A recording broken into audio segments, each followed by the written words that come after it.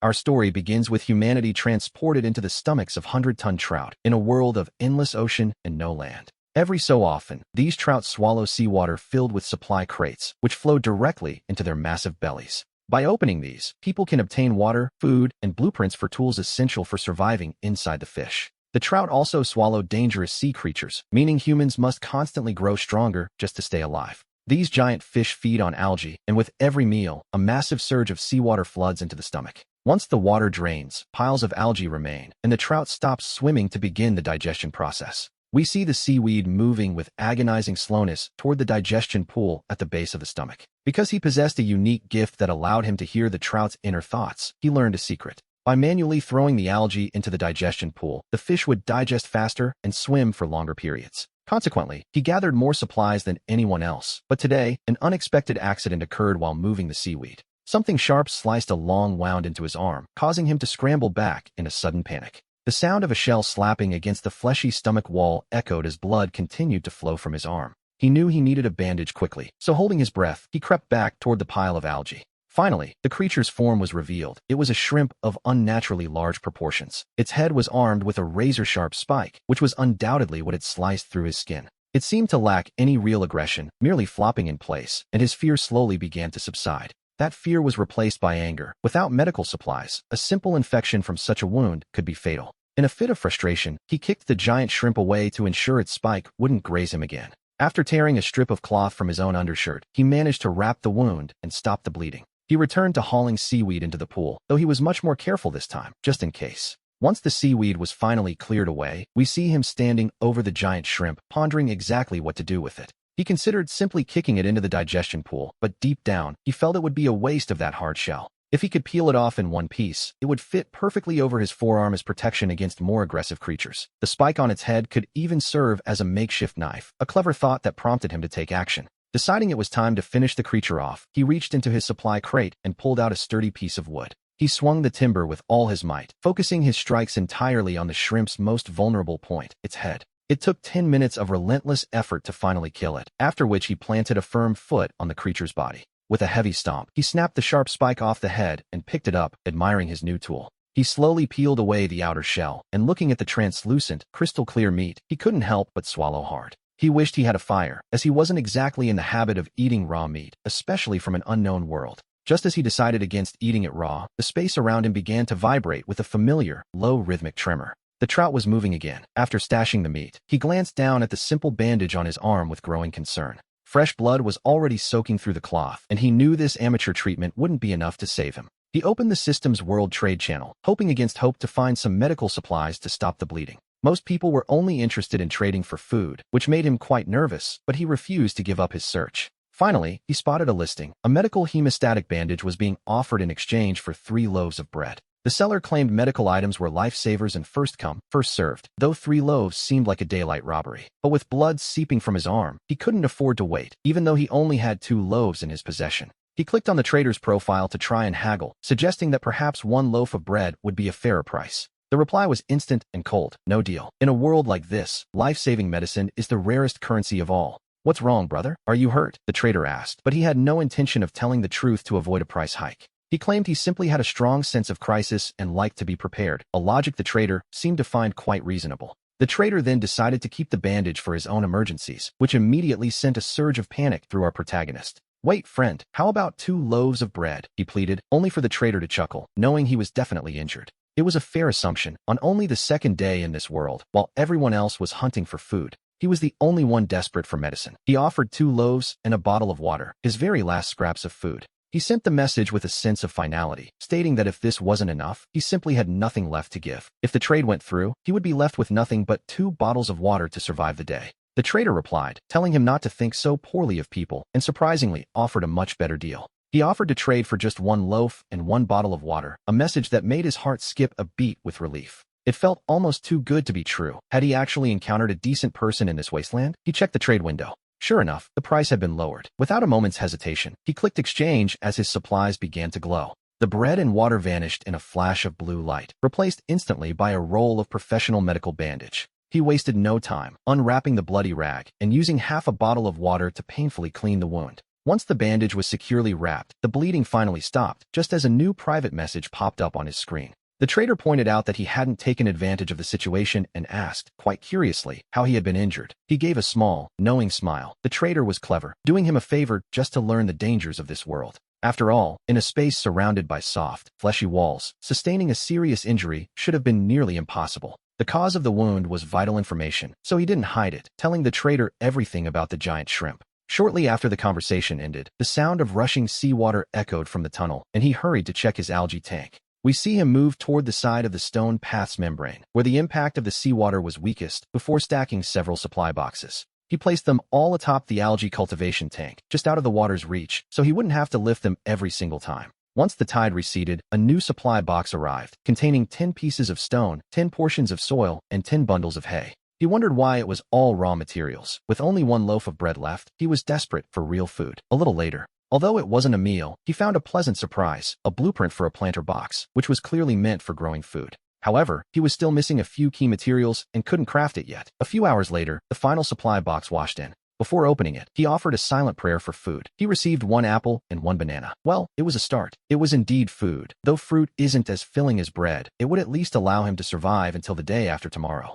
At that moment, the sound of the sawfish echoed in his mind, signaling that it was tired and ready for sleep. And so, he followed suit and went to rest, only waking up once the sawfish began its activities again the next day. Now, all he could do was wait for the sawfish to finish eating. During the wait, he opened the world chat channel. He wanted to see how other survivors were faring. One person was begging, claiming they only had a single watermelon seed left. They asked to trade it for a loaf of bread, but others scoffed, pointing out that no one even knew how to plant seeds yet. The chat was harsh, telling the person to stop shouting, as they had been desperately making the same plea since yesterday. Currently, everyone only received 1 supply box a day, and finding food inside was entirely a matter of luck. Most people were facing severe shortages. No one was willing to trade precious bread for a seemingly useless watermelon seed. After a moment's thought, he realized the seed could be used in his planter box, so he messaged the person directly. The response was immediate, asking if he wanted the seed. He confirmed, but offered raw shrimp meat instead of bread. The stranger didn't mind as long as it was edible, though they were quite shocked to hear he actually had shrimp. He briefly explained how he got it. He wasn't fond of eating raw meat anyway, and it would only spoil if he kept it. And so, he decided to trade the shrimp for the watermelon seeds. The stranger was incredibly grateful, and the trade was completed in an instant. The man, whose name was Nizuku, was stunned by the size of the shrimp meat, promising to help our protagonist with anything he might need in the future. He offered a polite reply, telling the man it was no trouble at all, before closing the system interface to focus on the tasks at hand. A little later, as the sawfish began to feed, he prepared to move more seaweed, though he remained wary of being ambushed by those giant shrimp again. To protect himself, he fashioned a makeshift set of armor for Little B using the shrimp shells from yesterday, checking the seaweed carefully before every haul. He cautiously poked through the vegetation and, sure enough, encountered 3 giant shrimp, even more than he had seen the day before. However, thanks to his new spike defenses, dealing with them this time was a much simpler affair. To be honest, it was almost easy. Not long after, the first supply box of the day drifted into his space. He was delighted to find a tin of canned yellow peaches inside. It was a great find, high in sugar and perfect for a quick energy boost. As he waited happily for the second box, a message arrived. It was Nizuku again, asking if he had any more of that spiked scale shrimp meat. This gave him pause for a moment. He wondered how the man knew the exact name of the creature. Nizuku explained it was in the bestiary, an accidental discovery he had just made. We see him open his own bestiary to find a new entry. It turns out these creatures hide in the seaweed because algae is their primary food source. But a troubling question soon crossed his mind. If these creatures were so common, why hadn't any other survivors encountered them yet? After some deep thought, he realized there was only one likely possibility. It was because he was helping his sawfish digest its food faster. Since his sawfish was active much longer than the others, it had traveled into deeper waters where these spiked scale shrimp lived. It was the only logical explanation. While this meant he was far ahead of the other survivors, the realization didn't bring him joy. In fact, it made him rather anxious. As the sawfish moved further from the starting waters, the creatures they encountered would only become more dangerous. And what if the sawfish swallowed something that he couldn't actually defend himself against? He would be finished. Just then, Nizuka messaged again, claiming the shrimp meat was special. Apparently, eating it provided a small boost to one's strength. He offered to trade a blueprint he had just found for another piece of that meat. He was completely stunned by this revelation. A food that actually increased his physical stats? That changed everything. He was amazed that the shrimp meat could actually boost his stats. He asked Nizuku what kind of blueprint he had found, and it turned out to be for a spiked helmet. It seemed the helmet was crafted specifically from the shells of those very same shrimp. He felt a surge of excitement. The timing, to be honest, was absolutely perfect. An armor blueprint had practically fallen into his lap. Without a moment's hesitation, he agreed to the trade and immediately began to examine his new prize. The requirements for the spiked helmet were 3 intact shrimp shells and 5 pieces of cloth. He had just enough shells on hand to manage it. However, he was still missing the cloth. He decided to wait and see what today's supply boxes might hold before trying any other options. If he couldn't find any, he would simply trade for 5 pieces on the market. In the meantime, he took out a piece of the shrimp meat to taste it for himself. To his surprise, it was actually quite delicious. Suddenly, a system notification chimed, informing him that his strength had increased by 1 point. He quickly opened his attribute panel and saw that his strength had indeed gone up, though he didn't feel any immediate physical change in his body. He figured a single point wasn't enough to be noticeable. 2 or 3 hours later, the second supply box of the day finally drifted into his space. Inside, he found 10 stones, 10 units of wood, and 10 pieces of cloth. He was relieved. He finally had everything he needed for the helmet. We see him open the blueprint and select craft. The 3 shells and 5 pieces of cloth vanished into a soft, shimmering light. Soon, a helmet topped with 3 sharp spikes appeared in his hands. He tried it on and found that the fit was, naturally, perfect. He took it off and placed it carefully in an empty supply box, planning to wear it tomorrow when it was time to move more seaweed. Just then, another message arrived from Nayuzaku. He told our protagonist, whom he called Beige, that he had eaten the shrimp meat. But this time, he hadn't gained any strength. He nodded to himself, not at all surprised by this development. It seemed the shrimp meat only provided a stat boost the very first time it was consumed. Nayuzaku's next message, however, took on a slightly sheepish tone. He mentioned that the blueprint he traded was quite rare and wondered if Beige could spare just 1 more piece of that shrimp meat. He replied that he only had 2 pieces to begin with, 1 for the trade and 1 he ate himself, and told the man to wait until tomorrow. He promised that if he found more, he would give him another piece. He didn't mind the request, as an armor blueprint was certainly worth more than a bit of meat. In his mind, it was a fair deal, even if he couldn't be entirely certain if Nayuzaku was telling the whole truth about the meat's rarity. He considered the possibility that eating a second piece of spiked shrimp meat might still increase one's strength. It wasn't impossible that he was being deceived, so he decided to eat the remaining portion himself tomorrow first. Only after confirming that his strength wouldn't increase any further would he consider trading it to Nayuzaku. Not long after, the sound of churning seawater echoed from the esophagus, signaling the arrival of the day's final supply box. He found a heating pack inside and felt a surge of joy, wondering if this meant he could finally cook his meal tomorrow. He thought about boiling the shrimp meat, but quickly dismissed the idea, telling himself it was a poor plan. The heating pack was a single-use item, and using it on a lone piece of meat felt far too wasteful. Eventually, he woke again. It was now his 4th day in this strange world, and the first thing he did was eat the spiked shrimp meat for breakfast.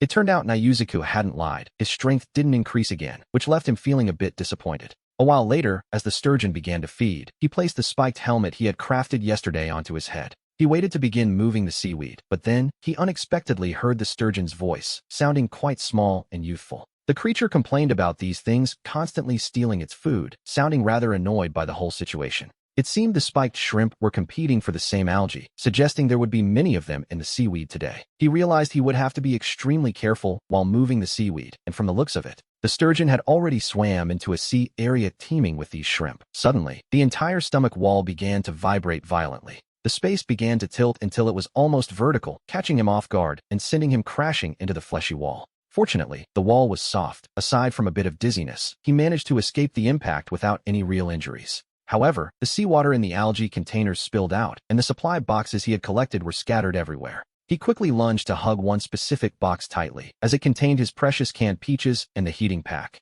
These 2 items were far too valuable to lose. At that moment, his mind was filled with a mix of confusion and rising panic. He couldn't help but wonder if the sturgeon was being attacked by some other creature, despite its massive size. In this unknown world, there was no guarantee it wouldn't encounter something even larger. Suddenly, a thunderous boom erupted. The sound was like a lightning strike, piercing through the sturgeon's massive body and echoing deep into the stomach space. Intense sound waves washed over him, and his head throbbed with a splitting pain, as if he'd taken a physical blow. Then, we hear the sturgeon's voice again, huffing about things stealing its food and threatening to slap them all away. This sudden inner monologue revealed the cause of the chaos. The giant fish was simply swatting at the shrimp. His heart finally settled as the stomach space returned to normal, and after a brief rest, he got back to work. He set the algae containers upright again. Although the seawater inside was nearly gone, the sturgeon was about to feed. He would simply refill them then. One by one, he gathered the scattered supply boxes just as the feeding began.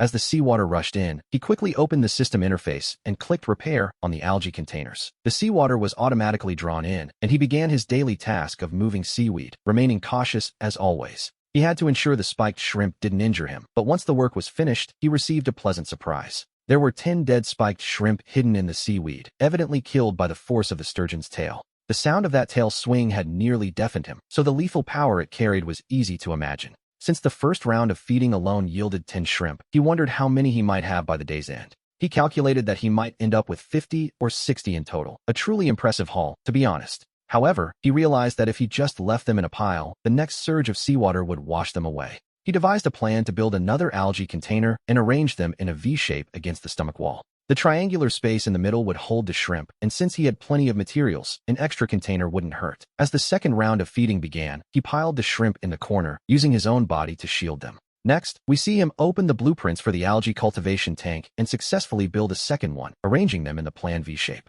This setup perfectly enclosed the 10 spiked shrimp. By now, it was already his 4th day in this strange new world. As the sturgeon began to feed, an unknown creature several meters long suddenly appeared in the seawater, flowing into the stomach. To make matters worse, his flashlight chose that exact moment to run out of power, leaving the stomach space without a single ray of light. The area plunged into total darkness, and in the next heartbeat, the unknown creature leaped from the water and lunged straight at him. He strained his eyes, trying desperately to see through the gloom, but his efforts were entirely in vain. In the dark, his fear of the unknown grew exponentially until a sudden crack echoed, and his head recoiled from a violent impact. He felt what seemed to be the claws of some creature gripping his spiked helmet with terrifying force. The sound of sharp objects grinding against each other filled his ears, and a sudden wave of fear left his entire body feeling numb. His left hand, clutching a spike, wouldn't stop trembling, yet he kept telling himself he had to remain calm. Suddenly, he felt something wrap around his neck. The slimy, sticky sensation made his skin crawl instantly. In the pitch black, he instinctively assumed it was the tentacle of a massive monster as it began to tighten its grip. His breathing became labored and his face flushed with blood as the suffocating sensation of approaching death took hold. That brush with the end triggered a massive surge of adrenaline, causing his fear and numbness to vanish almost instantly. What replaced it was a wave of pure fury. With a sudden thrust, he swung his left hand and buried the spike into the creature. He didn't even stop to worry if he might accidentally stab his own neck. The unknown monster immediately let out a sharp, sizzling screech.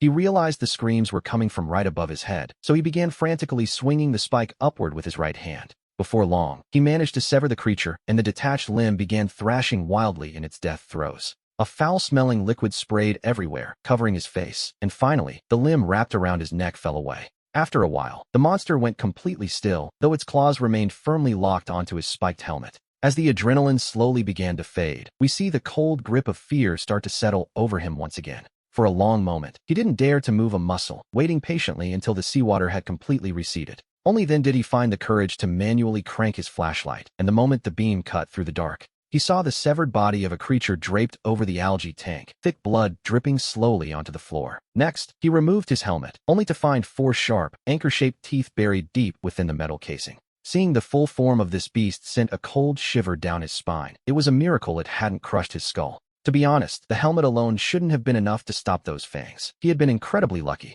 It was actually the 3 spikes on top of the helmet that saved him, keeping the monster's jaws at a safe distance. Because of that gap, the helmet wasn't pierced, and he couldn't help but feel that his preparation had truly saved his life. He then opened the biological encyclopedia in his system and found the culprit, a creature known as the bristle-headed worm. It grows 2 to 3 meters long and feeds on blood, a parasite that lives inside the bodies of giant organisms. Its teeth can easily bite through a human skull, though they can also be used to craft tools. A fair trade, perhaps. The more he read, the more he realized that surviving this encounter was pure luck and the result of having that spiked helmet. Suddenly, the sound of rushing water echoed through the esophagus, reminding him that the giant fish hadn't finished its meal yet. He quickly pried the worm's head off his helmet, tossed it aside, and pulled his protection back on as fast as possible. He stayed tucked within the triangular safety of the algae tanks, and fortunately, as the giant fish finished eating, no other worms appeared to challenge him. Finally, he stepped out and began the grueling task of moving the seaweed. During the work, he made sure to stop every so often to recharge his flashlight, just to be safe.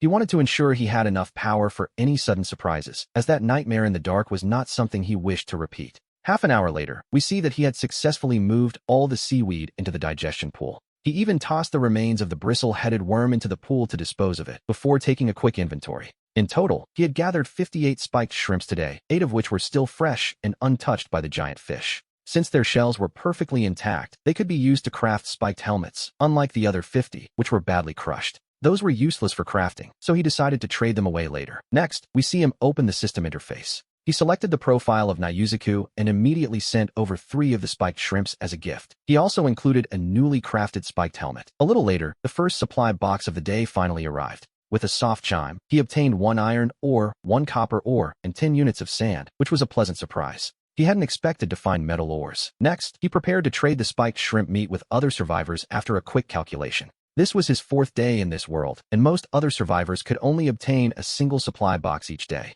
Including the one gifted by the system on the first day, they likely only had 5 supply boxes in their possession by now. However, thanks to his accelerated digestion, he was traveling roughly 3 times the distance of any other survivor. He had first encountered the spiked shrimps on day 2, so he figured others should be running into them right about now. With that thought in mind, he opened the world chat channel and, sure enough, found people already discussing the creatures. One user asked if anyone else had seen giant shrimps tens of centimeters long, though most people responded with skepticism. One person even asked if he was hallucinating from hunger. Clearly, only a few had actually encountered the spiked shrimps so far. This gave him a sudden sense of urgency, knowing that in a few days, everyone would be finding them. Once that happened, the value of the spiked shrimps would plummet, so he wasted no time in making his move. He divided his 50 shrimps into 5 different trade packages and listed them immediately on the trading channel. Each lot contained 10 shrimps. The first option was 1 blueprint for 1 shrimp, while the second focused on trading for food. That deal required 1 canned good, bread, and a bottle of water per shrimp, while the third option was for medical supplies.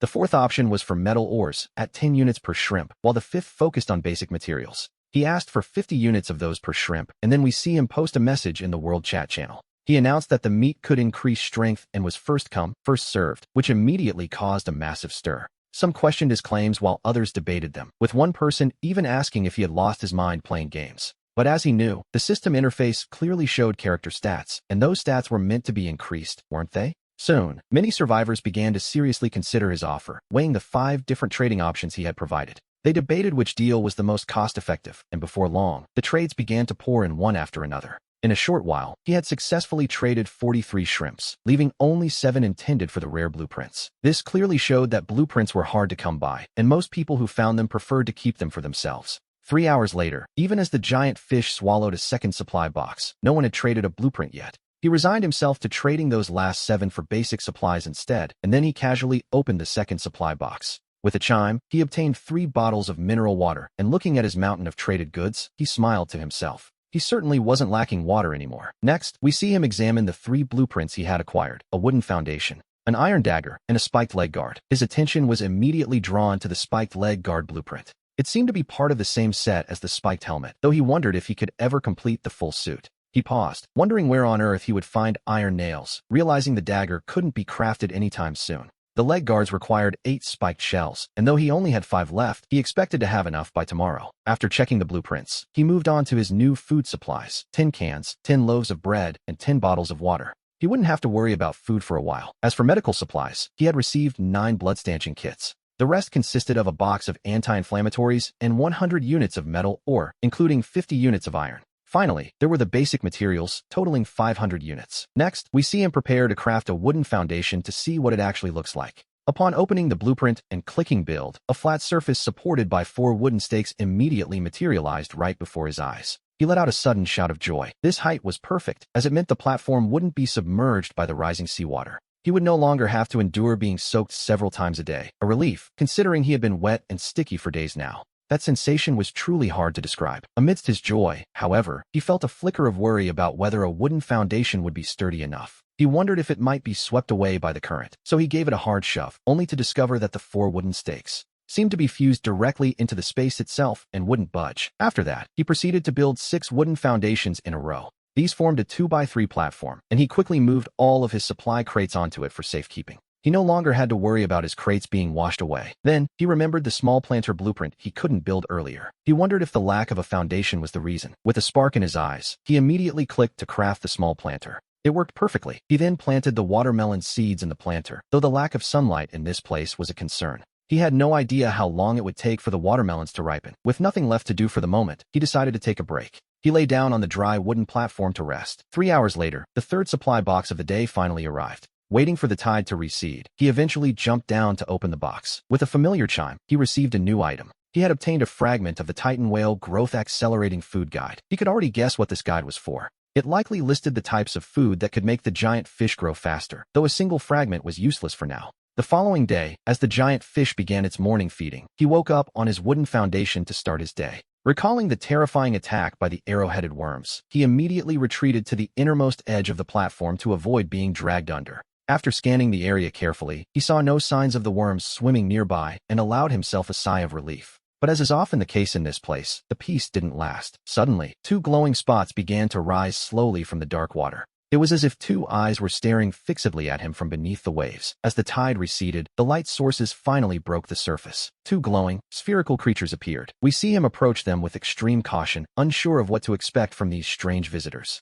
He drew the spike from his waist and gave them a light poke. In response, the bright light slowly began to dim. He instinctively took a few steps back, fearing some kind of counterattack, but the creatures seemed to have no interest in him at all. They simply moved their four tentacles underneath, adjusting their positions to stabilize themselves on the ground. Then, their dim bodies began to radiate light once more. He couldn't help but wonder what kind of strange biology he was looking at. He immediately opened his biological encyclopedia. Sunlight or bug. Length, 10 centimeters. Diet, blood. Evaluation, low threat. It was a bioluminescent parasite with almost no offensive capabilities, potentially useful for lighting. He was, to be honest, a bit speechless. Another parasite, then. Still, it was much cuter than the arrow-headed worms. Suddenly, a thought occurred to him that changed everything. If its name was the sunlight or bug, could it possibly provide the light his watermelon seeds so desperately needed? His heart began to race with excitement at the possibility. He carefully reached down and scooped one of them up from the ground. The four tentacles on its underside began to dance frantically, searching for the blood they could no longer reach. The light on its body quickly faded. He then carried the sunlight or bug over to where the small planter was located. He held it close to the stomach wall nearby. The four tentacles immediately latched on, and as the creature began to feed on the blood, it began to glow brightly once again. Deep down, he prayed this would work and finally allow his watermelon seeds to sprout. He grabbed the second sunlight or bug and placed it there as well. Shortly after, the giant fish's first feeding session came to an end. This time, he didn't encounter any aggressive worms, only 5 spiked krill, which he dealt with quite decisively. After moving the seaweed, he opened the world chat channel. He wanted to see how the other survivors were faring in this nightmare. Unsurprisingly, most people had encountered the spiked krill, but there was also a piece of extremely unsettling news circulating. Someone had realized and proposed a terrifying theory that moving the seaweed into the digestion pool was a grave mistake. The theory was simple. Doing so would increase the giant fish's travel distance. Naturally, the world channel erupted into a frenzy of debate. This realization brought a sudden, sharp sense of crisis. If everyone else discovered this method, his current advantage would vanish instantly. Suddenly, he froze. Something the size of a banknote, shimmering in pure gold, appeared before him as the system notification chimed in his mind. It was an armored Leviathan entry ticket. Upon use, it would allow him to enter the body of a fully grown armored Leviathan. The mission was clear: eliminate all parasites within its internal space. Once the task was complete, he would be returned safely. Any items obtained within that space could be brought back. As the voice faded, he whispered a quiet comment on the absurdity of it all. It seemed he had found a ticket to a dungeon, of sorts. However, he wasn't in a hurry to use it, given his current strength. After all, even a single arrow-headed worm was a struggle. He returned to watching the other survivors, who had now confirmed the theory. Moving seaweed manually would indeed speed up the fish, but the thin oxygen levels in the internal space remained a deadly problem. Without an algae oxygen tank like his, the physical exertion of moving seaweed would likely lead to a very quiet, very permanent sleep. Then, someone suggested that a solution must exist. Perhaps a blueprint for an oxygen-producing item was hidden out there somewhere. If that happened, the seaweed strategy could actually work. As he read these comments, a plan began to form in his mind. His gaze drifted toward the algae oxygen tank in the corner. After a moment of thought, he decided to start mass-producing them. He would sell them at a high price, but he wasn't looking for supplies. No, he wanted blueprints in exchange. He needed to maximize the tank's value before anyone else stumbled upon a similar blueprint. It was, to be honest, a race against time. And so, he sent a message to the world channel. It seems luck is on my side. I just found an algae oxygen tank blueprint. The responses were instant. Are you serious? That luck is insane. Are you selling the blueprint? Name your price. Anything. Another chimed in. Only a fool would sell the blueprint. Brother, just craft them and sell the tanks to us. We can talk price. Just like that, everyone began flooding him with inquiries about the price. We see him remain calm, refusing to rush into any deals. Instead, he decided to employ a bit of hunger marketing. Don't worry, everyone, he told them, but I'm not selling anything just yet. He explained that since he wasn't yet sure of the tank's oxygen output, he needed a couple of days to test its effectiveness. He promised to start sales the day after tomorrow. Despite this, a few persistent souls still flooded his private messages, hoping to buy early.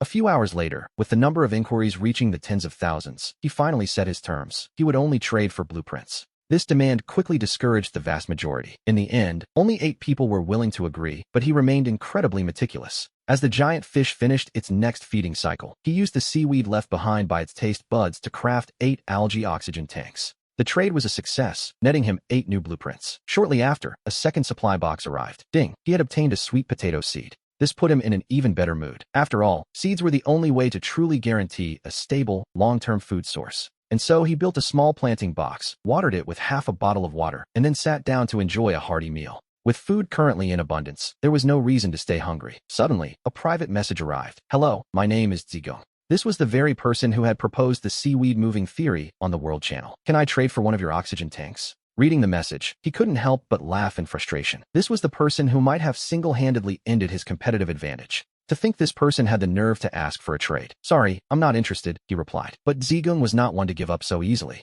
"I'll give you a blueprint and even provide the materials," Zigong offered. He remained firm, however, repeating that he wasn't trading. Zigong persisted. "I know you want to stay ahead of everyone, but in this unknown world, being the only one in the lead isn't always a good thing." He argued that the further one travels alone, the closer danger lurks. It was a sobering thought, to be perfectly honest. "While I can't help you directly, we could at least warn each other and prepare for what's coming," Zigong suggested. He paused to consider this. He remembered his encounter with the arrow-headed worm, a moment where he had come dangerously close to death. If someone had warned him, he could have prepared. That feeling of being on the brink of death was something he never wanted to experience again. Moved by the logic, he agreed to the trade. "Happy to cooperate, Mr. Bai," Zigong replied as the blueprint was finally exchanged. He opened it to find a weapon of decent value. Meanwhile, the giant fish's feeding for the day had finally come to an end. Bai decided it was time to get some rest himself, but before bed, he checked on his precious planting box and saw it had already sprouted. A look of pleasant surprise crossed his face. It seemed the sunball insects really could serve as a substitute for natural sunlight.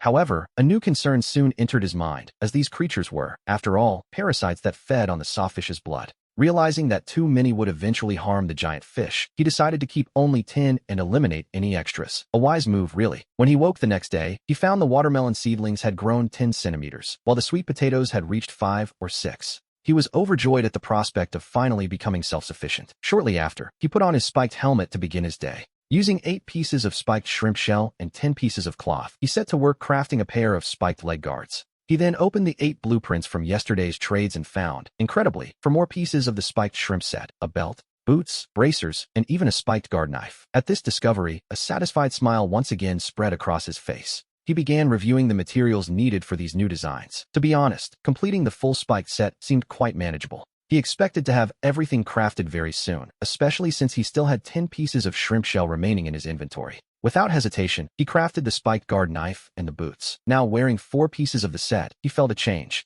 He noticed his body felt significantly heavier, which made him realize he had overlooked a rather important detail. If he added the final 2 pieces of equipment, he suspected his body might simply give way under the sheer weight of it all. We see him open his character attribute panel, which showed that the average value for most people's stats was 10. His strength, however, was noticeably weak. This meant that if he wanted to wear the full set, he had work to do. He would need to find a way to increase his strength attribute, calculating that he needed at least 15 points to move comfortably. Not long after, the seawater began to rush in, signaling the day's first arrival. Suddenly, something moved through the water with terrifying speed. It left a trail of splashes in its wake. By reflex, he immediately retreated toward the center of the platform for safety. He searched the depths for a shadow of the creature, his expression grim. He had assumed the sawfish only faced danger during feeding. He had assumed creatures only entered when tangled in seaweed, but it seemed they could also slip in whenever the sawfish swallowed a supply crate. Fortunately, the creature didn't seem to have any intention of attacking him. Instead, it appeared desperate to escape this cramped space. After a short while, the seawater receded completely, revealing a meter-long ribbon of light bouncing frantically across the floor. It wasn't until the light began to dim, as the creature lost its strength, that he cautiously decided to approach it. He picked it up, noting it weighed about 20 or 30 pounds, and opened his bestiary to find it was a mirror skin lockfish. The description warned that its skin was smooth and its speed in water was immense. A collision could easily break bones or damage internal organs. Its meat was firm and springy, and its skin could be used to craft a diving suit. After reading this, he took a moment to reflect. He felt truly lucky to have built his platform already. Being hit by such a creature while in the water would have been disastrous. He also learned the fish was edible, though he wondered if it might increase his attribute points like the spiked shrimp had. This thought left him feeling a bit anxious, as what he needed most right now was a way to increase his strength. Using his spiked guard knife, he prepared the fish as sashimi, and after eating a third of it, the system notification finally rang out. A look of pure joy crossed his face. It had actually increased 2 of his attributes, even if they weren't the strength points he hoped for.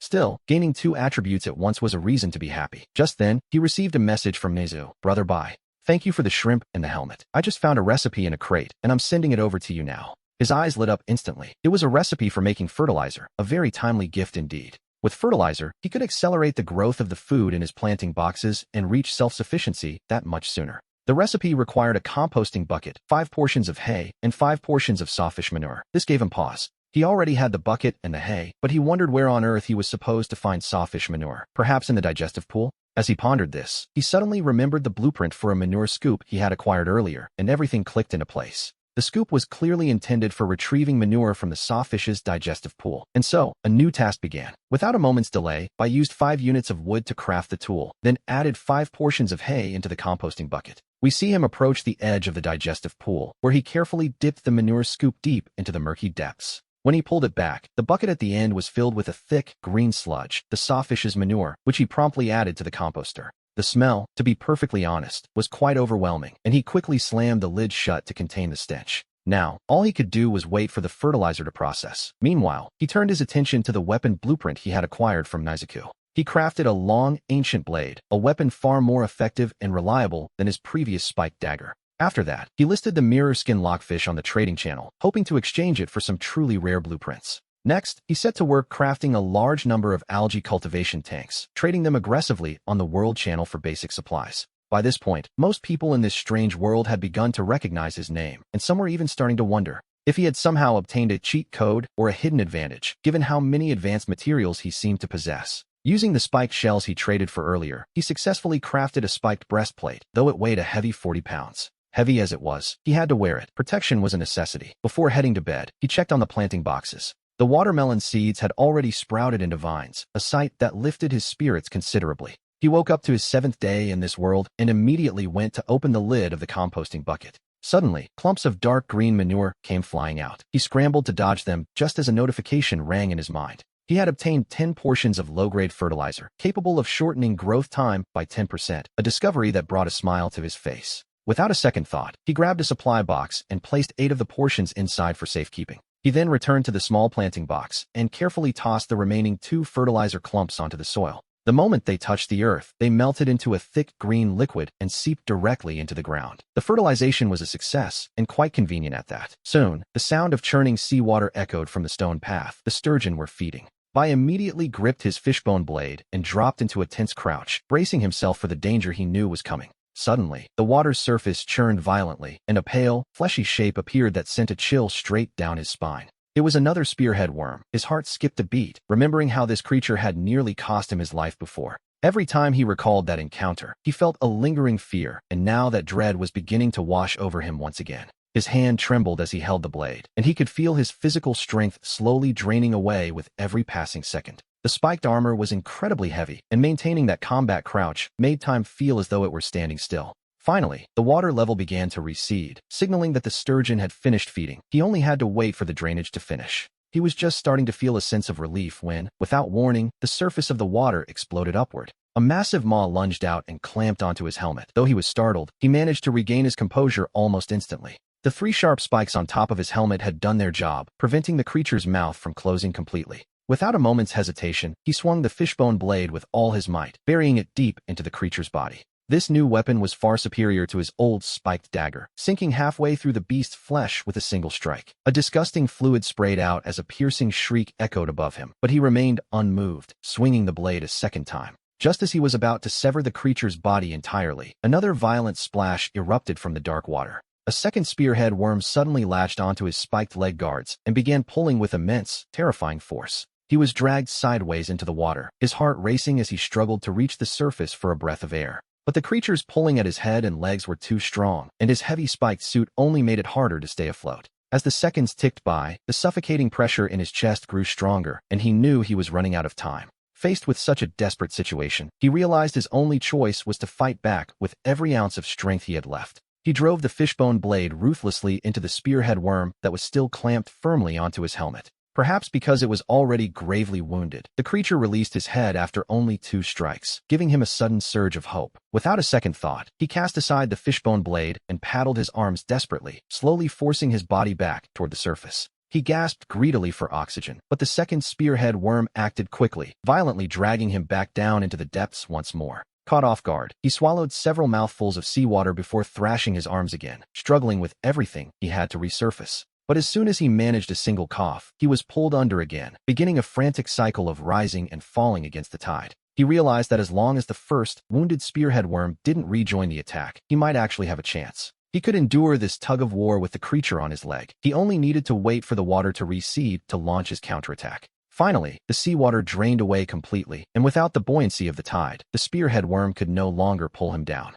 Its 4 shipworm-shaped teeth were still clamped firmly onto his leg, but fortunately, the sturdy leg guards were holding firm. The armor blocked those razor-sharp mandibles, allowing him to finally breathe a sigh of relief now that his safety was guaranteed. A wave of exhaustion instantly washed over his entire body, yet he forced himself to look for the wounded creature he had fought earlier. What he saw immediately jolted him awake. The injured spearhead worm was lying on the ground, greedily drinking the sturgeon's blood. Finding a sudden burst of strength from some unknown reserve, he prepared to put an end to this theft. He violently shook off the creature clinging to his leg and snatched up the fishbone blade he had dropped in the struggle. With a few swift strikes, he killed the worm at his feet before rushing toward the one still feasting on the sturgeon. He hacked at it repeatedly until it was finally dead. It was one thing for tiny parasites to feed, but this was far worse. With a mouth that large, he couldn't imagine the damage it would do if allowed to keep draining the sturgeon's lifeblood. He carefully pried the creature's teeth out of the fish's side, only to discover a circular wound the size of a tennis ball. Furious, he kicked the dead worm aside. The problem now was how to stop the sturgeon from bleeding out.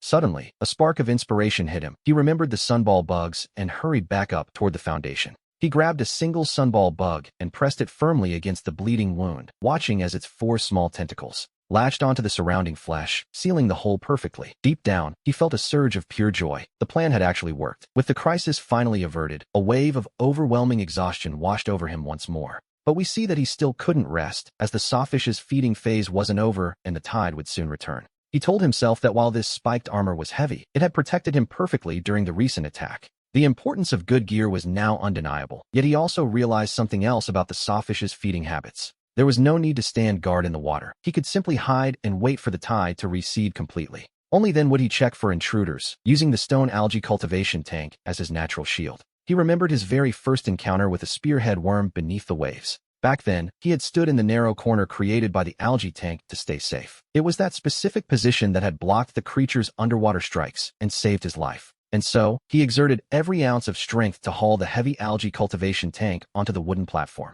This left the space on his foundation severely cramped. What was once 6 square meters was now reduced to a mere 2 meters of moving room. At this point, he had truly reached his limit. He felt utterly drained, with no energy left to gather seagrass. A little later, the sawfish began feeding again. Following his new plan, he stayed tucked behind the algae tank until the entire feeding cycle had finished. Fortunately, no further accidents occurred. After eating a high-sugar canned meal and resting for a while, his energy finally began to return. Once he was certain no large predators remained, he stepped back down to finish moving the seagrass in peace, completing the task 2 hours later. He climbed back onto the tiny remaining space of his foundation to rest, with 3 hours left until the next feeding. At that moment, Zigong Chushua sent him a private message, asking to trade some items with Mr. Bai. Bai had no liking for this person and was exhausted, so he replied bluntly that if she wanted a second algae tank, she would need a blueprint to trade. To his surprise, she laughed and said she wanted 20 tanks and a full set of spiked armor. He nearly laughed out of pure frustration. To be honest, he wondered if this person was simply delusional or talking nonsense. She urged him to look at her offer first. Golden silk fruit, the seeds of the golden silk seagrass. Consuming it would grant 5 points of strength. Reading this, he felt a sudden jolt of excitement. 5 points of strength. This was exactly what he needed most. With that extra strength, he told himself he could finally handle the weight of his heavy spiked armor with ease. It was now his 7th day in this world, and he had already managed to acquire a complete set of equipment crafted from the spiked shells. He successfully traded for the golden silk seagrass on the world channel, knowing its fruit would provide that vital strength boost. Since this was his top priority, he opened the seagrass planting box blueprint he had acquired earlier and clicked craft. A stone planter twice the size of the algae tank appeared before him. 2 hours later, just as the sawfish swallowed the second supply box of the day, the planting box automatically filled with seawater. He carefully planted the golden silk seagrass inside. Then he opened his new supply box, and, ding, he gained an equipment slot. He was momentarily stunned, watching as a new notification appeared on his character attribute panel. Upon opening it, he found a new empty square on the interface, followed by a helpful prompt in his mind.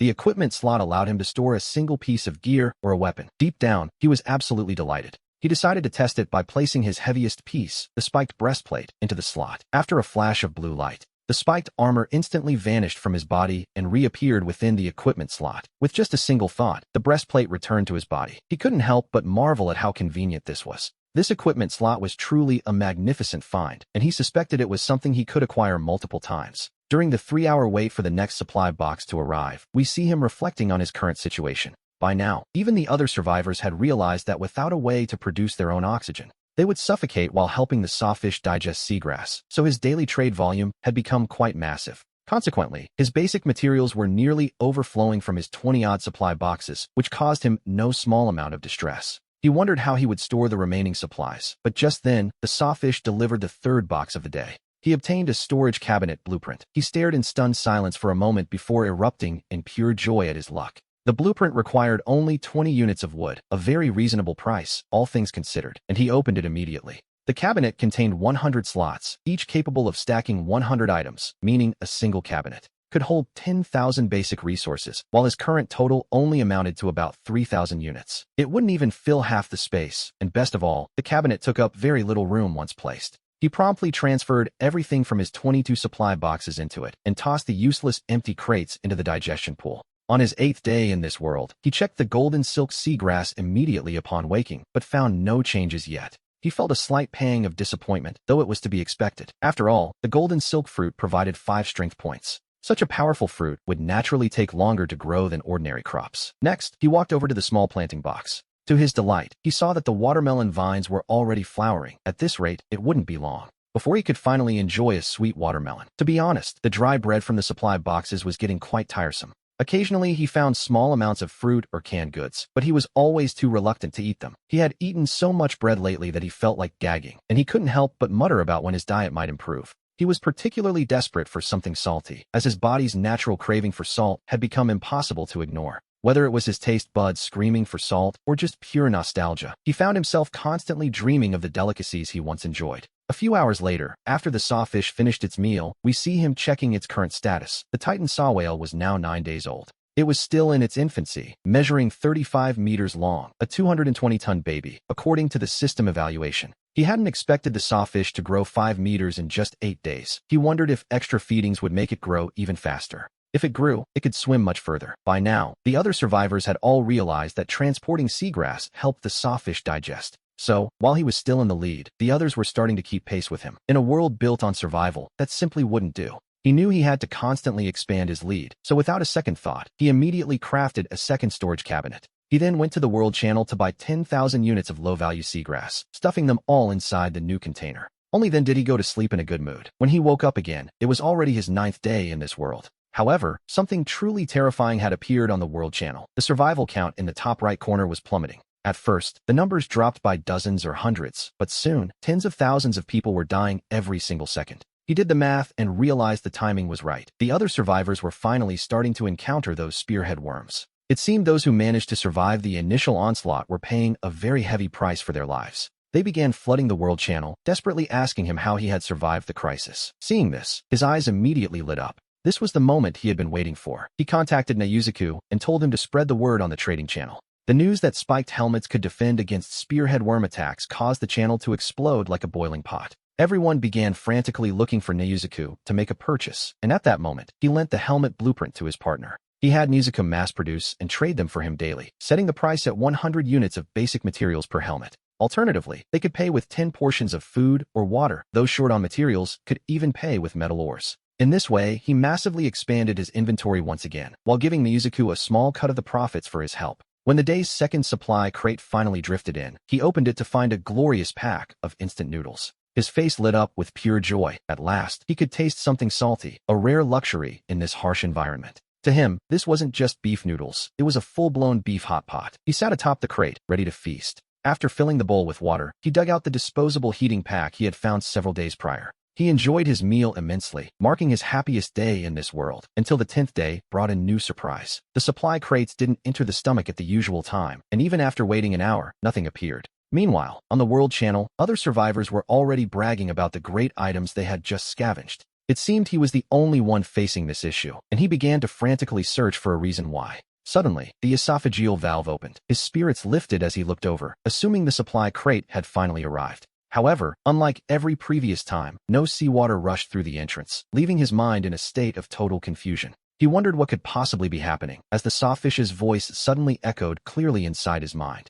The creature had found a treasure cave and wondered why the little person inside its stomach hadn't come out yet. He was stunned to realize the sawfish had known all along that he was living inside its belly. And now, it seemed the giant beast wanted him to temporarily leave his sanctuary to find treasures in the outside world. Naturally, he couldn't help but feel a surge of anxiety. So many days had passed since he arrived here. This would be the very first time he stepped out to face the vast, unknown world waiting beyond the whale. Deep down, he knew that venturing out without any information was an incredibly dangerous gamble. But since the sawfish had explicitly called it a treasure cave, he knew this was a journey he had to take. He quickly crafted a wooden shield, placed it in his equipment slot, and donned his spiked armor for protection. Gripping his fishbone knife, he finished his preparations and slowly entered the esophagus, looking up to observe his surroundings. The esophageal passage was barely 1.5 meters wide, forcing him to hunch over as he navigated the incredibly slick, wet floor. He moved forward with extreme caution for about 7 or 8 meters before the space ahead suddenly opened up. The area was still shrouded in total darkness, but strangely enough, he didn't feel any fear as he pressed on.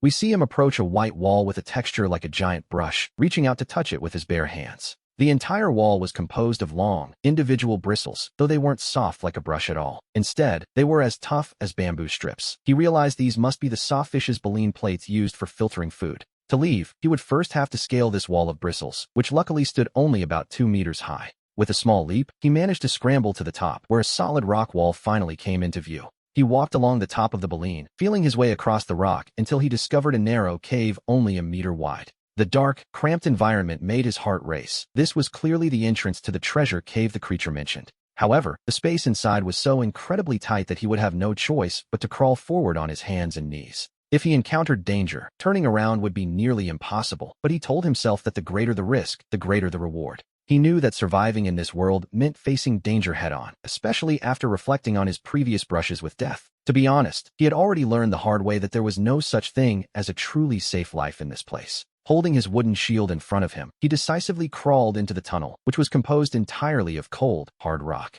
He stayed low to the ground, keeping the shield positioned at the very front just in case a monster decided to strike. After crawling for about 10 meters, sweat began to pour down his forehead. 10 meters later, the environment shifted again. He noticed the surroundings becoming increasingly damp as water began to pool and collect along the uneven floor. The further he crawled, the deeper the water became, eventually filling half the tunnel and making his progress even more miserable. With his body soaked and his head forced upward to stay dry, his posture was about as uncomfortable as one could imagine. The real concern, of course, was whether some strange creature was lurking in the water, when suddenly, something wet dropped right onto his head. He immediately reached up with his hand to feel what it was, his heart skipping a beat. Whatever had fallen from his head slid down his arm, and he recoiled with a violent jerk, as if he'd been hit by an electric shock. The resulting splash created a loud, sharp sound that echoed endlessly through the oppressive silence of the cave. He forced himself to calm down, but between the murky, silt-filled water and the dim light, visibility was practically zero. Realizing he couldn't see what was beneath him, he looked up toward the ceiling to see where that slime had come from.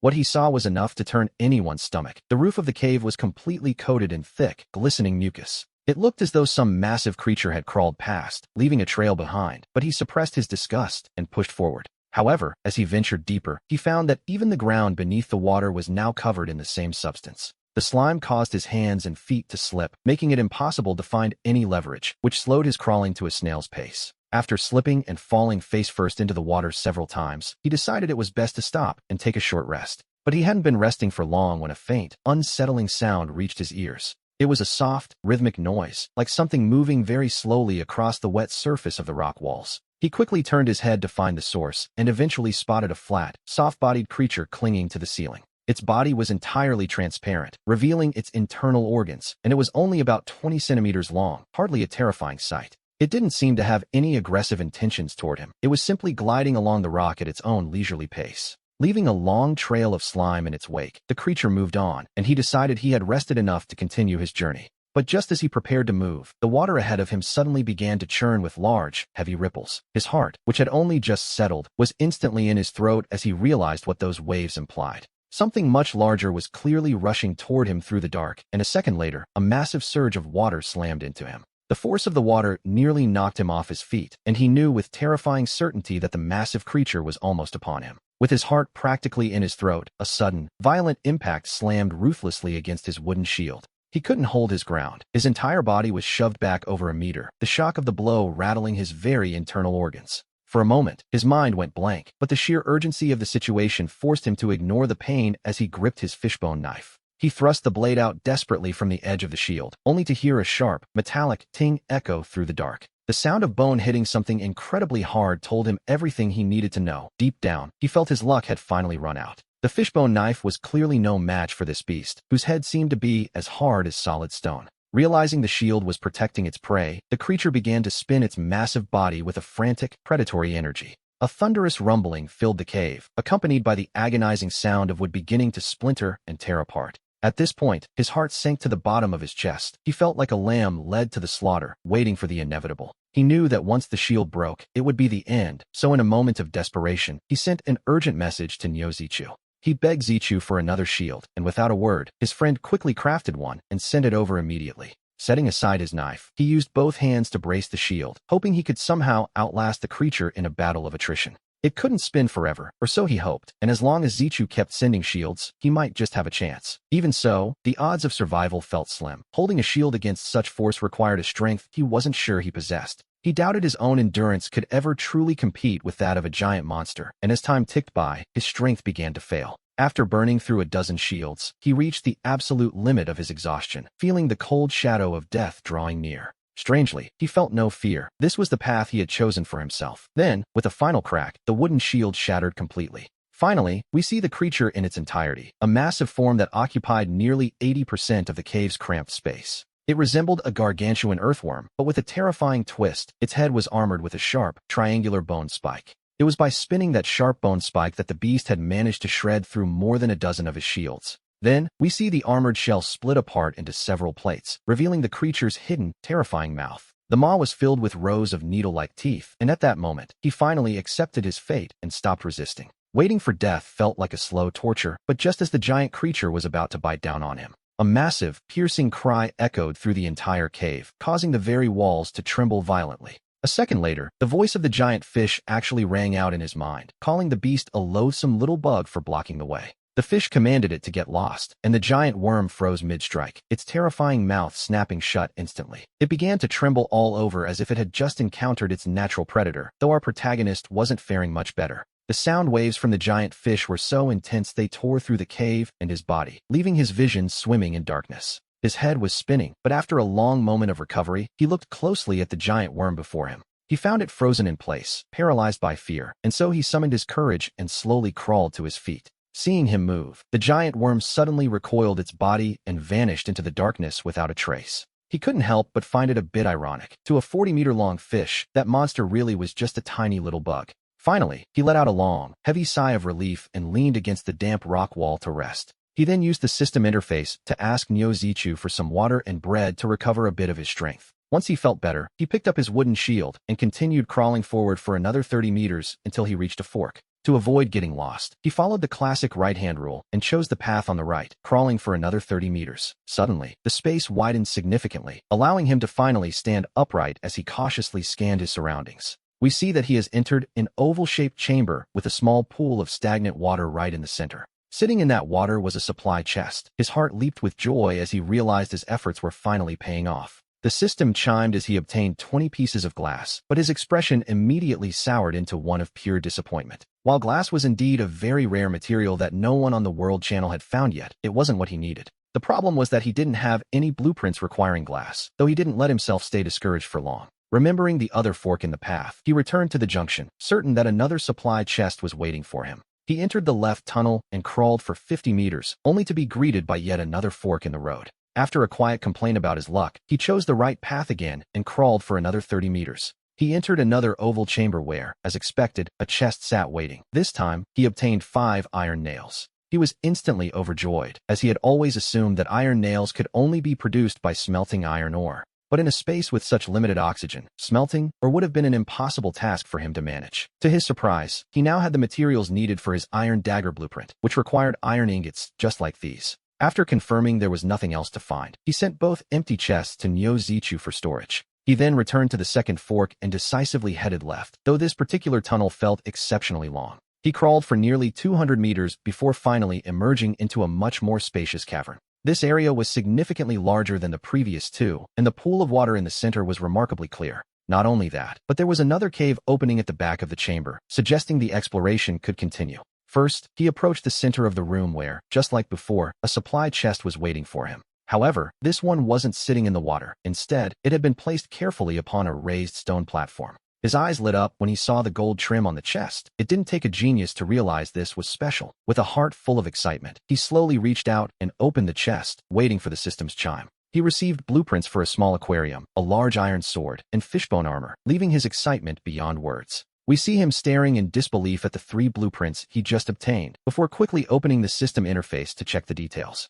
The small aquarium requires 10 units each of stone, glass, and sand, while the large iron sword needs 3 iron ingots. The list continues with 1 unit of wood, while the fishbone armor requires several large fish bones and 100 gold thread seaweed fibers. It also calls for 50 units of fish fat and 100 silk. After reading this, he paused, realizing the first 2 blueprints were manageable. Since he already possessed those materials, he could craft them immediately upon returning, especially that large iron sword blueprint. To be honest, it could easily be considered the most powerful weapon currently available to him. However, the requirements for the armor left him feeling a bit overwhelmed, as he hadn't even seen most of those materials before. He only had a single stock of gold thread seaweed, and gathering 100 seemed impossible, yet he refused to feel discouraged. Instead, he felt more motivated than ever, mostly because the armor looked incredibly cool and its defensive power was likely staggering. After all, something made from large fish bones would naturally possess a strength far beyond his current set of shrimp shells. The 2 sets simply couldn't be compared. Shaking his head to clear his thoughts, he decided it was time to get back to business. After sending the golden supply chest to Nyozichu for safekeeping, he crawled into the final tunnel of this cavernous space. This time, he only traveled about 50 meters before entering a new chamber, which he began to explore with practiced speed.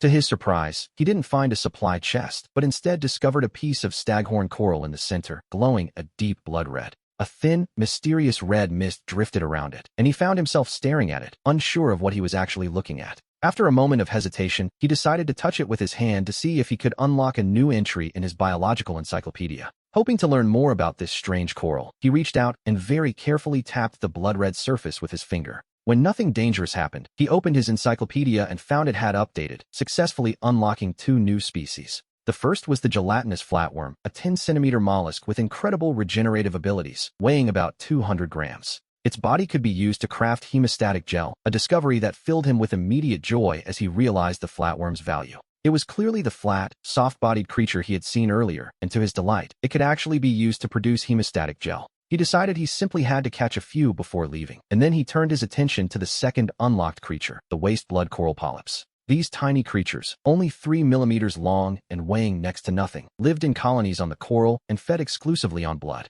They could be processed into something called waste blood powder, though he found himself quite confused as to what that powder was actually for. Regardless of its use, he was determined to take some back, but the logistics of transporting them presented a bit of a challenge. The polyps couldn't survive away from the coral or the water, so he eventually came up with a plan, even if it wasn't a particularly elegant one. He asked Nyozichu for the necessary stone, sand, and glass, and quickly opened his crafting interface to get to work. After crafting a small aquarium, he filled it with clear seawater and carefully placed the blood-red coral inside. He then sent the entire setup to Nyozichu for safekeeping, and after a brief moment of rest, he continued his journey forward. At the back of this chamber lay yet another tunnel, and with a sense of renewed hope, he began the long crawl once again. However, he soon encountered a problem. The tunnel branched off into 5 different paths, leaving him momentarily paralyzed by indecision. Faced with an impossible choice, he simply picked the path on the far right and kept moving for what felt like an eternity. Suddenly, he felt a faint breeze blowing from ahead, and his heart leaped with joy. Wind meant there was an exit nearby.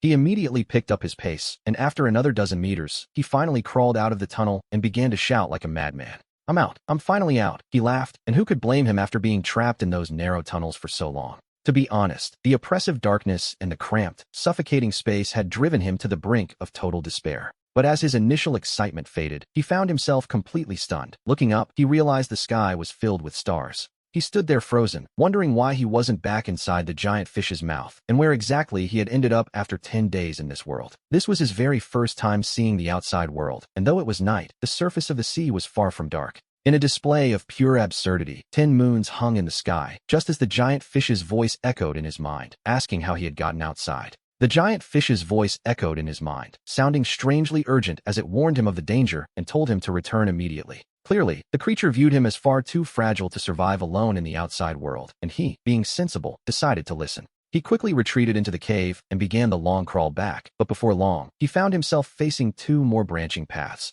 He was utterly lost and couldn't find his way back, while the giant fish wondered to itself what on earth the little human was doing. The fish noted there was still 1 more item to collect on the right, and his confusion instantly transformed into pure delight. It seemed the giant fish could sense everything happening inside the tunnels, which meant he could simply follow its mental guidance. Following orders, he crawled toward the right, and from then on, every time he hit a fork, the fish would project its confused thoughts. He used those mental cues as a compass, and after navigating 4 or 5 more junctions, he finally entered a new chamber. The space was filled with piles of long, tube-shaped mud, and as he picked up a clump, the system notification suddenly chimed in. It informed him he had found the droppings of a rock-eating worm. Startled, he immediately dropped the waste and wiped his hands. He continued to search the surrounding area, as the giant fish's thoughts had been quite clear about this specific location. This was supposed to be the site of the final treasure, yet after searching for ages, he found nothing but pile after pile of mud. He began to wonder if the waste itself was the treasure, which, to be honest, made sense if it could be used as fertilizer.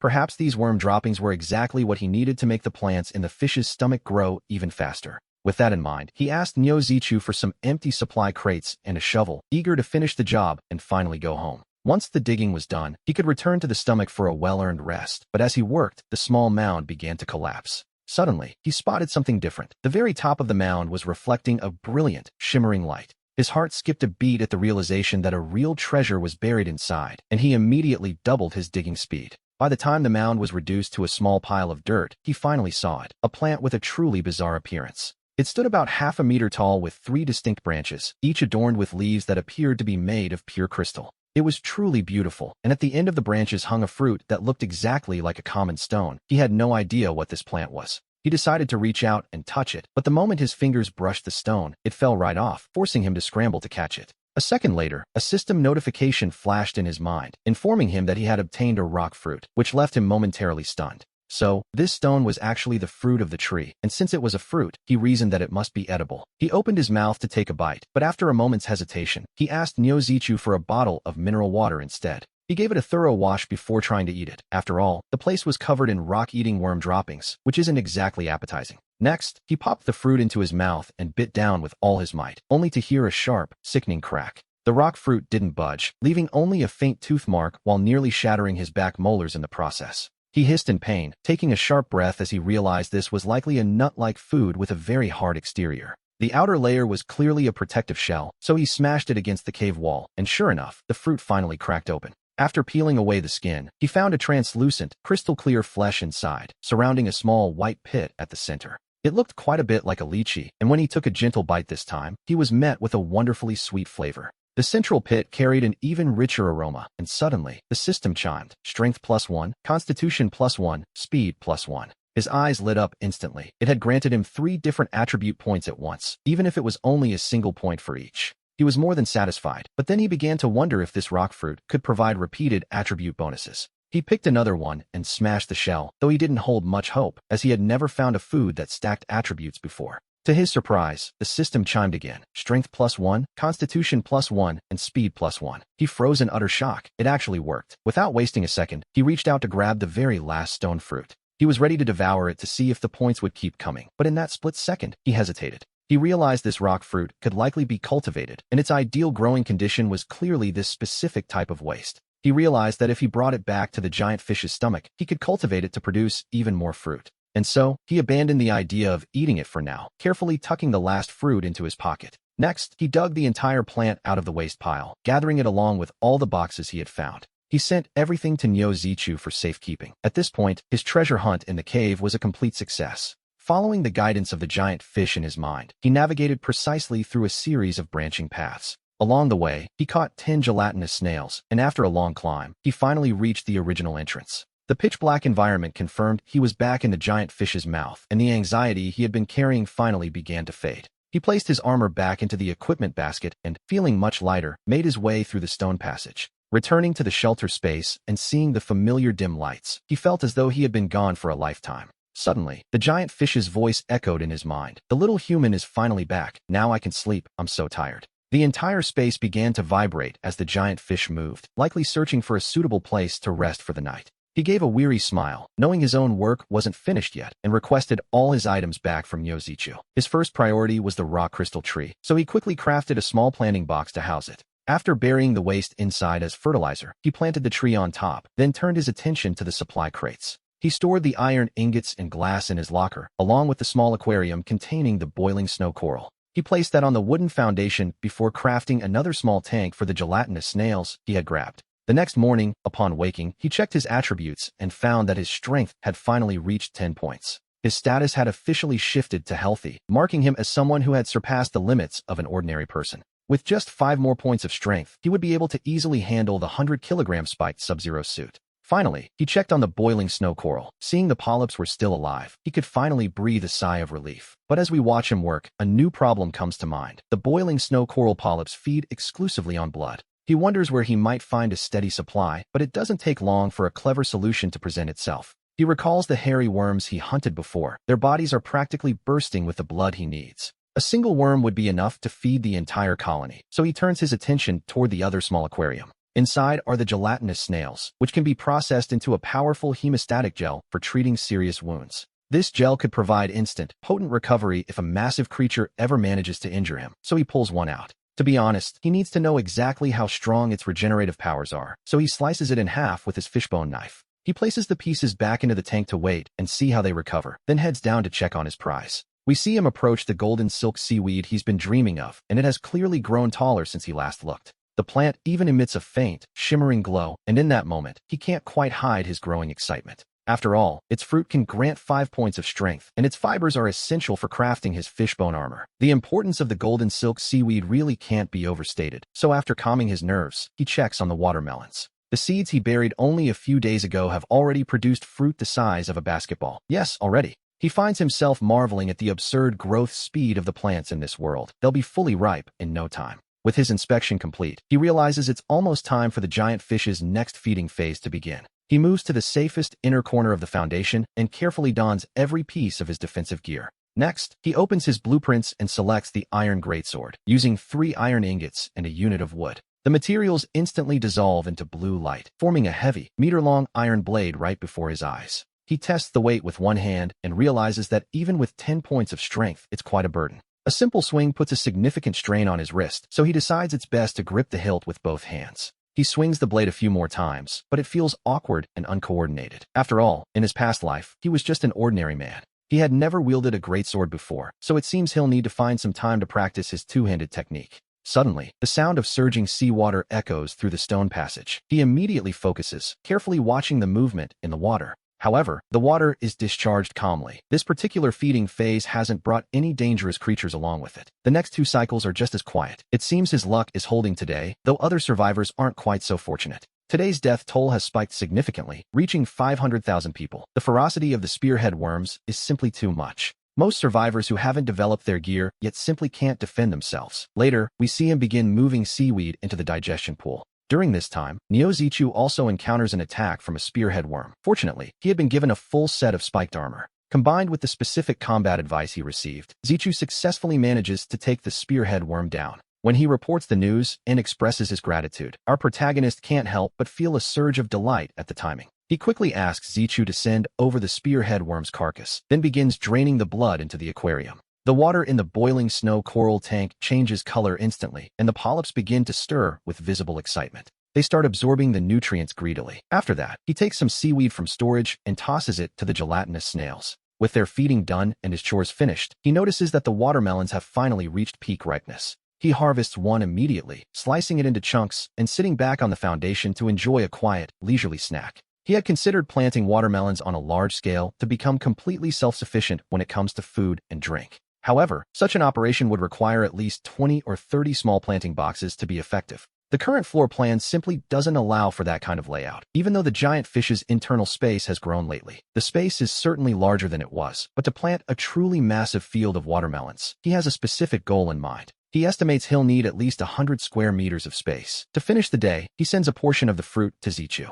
As he rests, his thoughts return to Zigung Chushua. He had long suspected that in a world with global chat and trading channels, the rise of organized teams and factions was inevitable. Naturally, he decided it was time to start developing a crew of his own. This was why he invited Chushua. She is a shrewd woman, not necessarily someone to call a friend, perhaps, but certainly a strong candidate for a business partner. He decides that now is the perfect moment for her to prove her loyalty. And so, he reaches out and sends her a message to test the waters. Chushue replies quickly, noting that joining his team hasn't provided any benefits yet, and now he's already asking for one of her blueprints. He calmly explains that contributing is simply part of the job and the foundation of their trust. After a bit of back-and-forth negotiation, he delivers an ultimatum. Miss Chushue, if you find my request unreasonable, we don't have to form this team at all. Seeing this, Chushue immediately grows tense. She knows all too well that our protagonist currently holds more resources than anyone else in this world. Even if she started her own group, she couldn't outpace him alone. She decides to swallow her pride and hand over the blueprint as a tribute. He begins browsing through her collection, and one particular item, a blueprint for a stone grinder, immediately catches his eye. To create boiling snow powder, he needs to grind down the coral, and having a proper tool is the most vital part of that process. He makes his choice decisively. Chushue doesn't argue further and sends the blueprint over to him immediately. In return, he sends her the leftover watermelon. She is visibly shocked, immediately asking how on earth he managed to get fresh fruit. He tells her he grew it himself, adding that if she wants to do the same, she'll need to keep contributing to the team. He understands that Chushue is quite different from Zichu. Zichu is simple and can be motivated by hard work alone. Chushue, however, is driven by profit. Once the conversation ends, he gets straight to work crafting the stone grinder. His plan is to produce the boiling snow powder right away to uncover its true purpose. Meanwhile, back at the aquarium, the seawater that had been stained dark by the spearhead worm's blood has become crystal clear once again. The boiling snow coral polyps have absorbed every drop of nutrient, and the coral itself actually looks a bit larger than before. It seems that as long as there is plenty of blood to feed on, the boiling snow coral will grow at an incredible rate. Without a hint of hesitation, he breaks off a small piece and places it into the stone grinder, first crushing it and then grinding it in circles.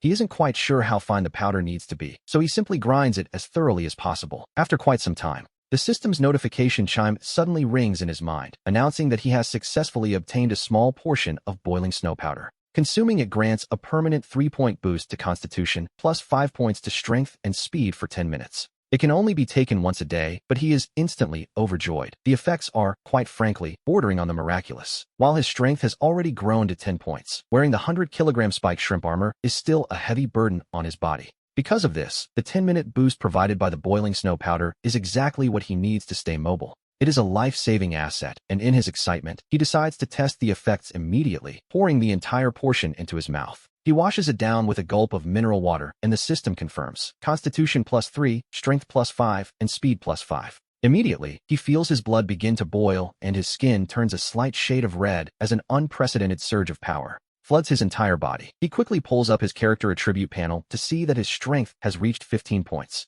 His speed has climbed even higher to 19 points, far beyond that of an ordinary human. He then rushes to don the full set of spiked armor. Lifting his wooden shield and gripping his iron broadsword, he finds that while he can still feel the weight of the gear, the burden is significantly lighter than it was before. Under the immense pressure of all that heavy equipment, he finds himself running with agility for the very first time. He doesn't quite feel the full effect of those 19 speed points, however, as the sheer weight of the armor is likely suppressing his true potential. To test this theory, he strips off the entire spiked suit. He begins to sprint through his pocket dimension with pure joy. At this speed, he could easily shatter any world record from his past life. Suddenly, the system notification chimes again, signaling that the 10 minutes are up. His strength and speed both drop by 5 points. The buff from the powder vanishes, and in that instant, he feels his entire body go limp from the sudden loss of power. He feels as though every ounce of energy has been drained from his body. It is no wonder we realize that it can only be used once a day. It turns out that such a massive boost comes with a lingering weakness. Fortunately, the dangerous feeding phase of the giant fish has already passed.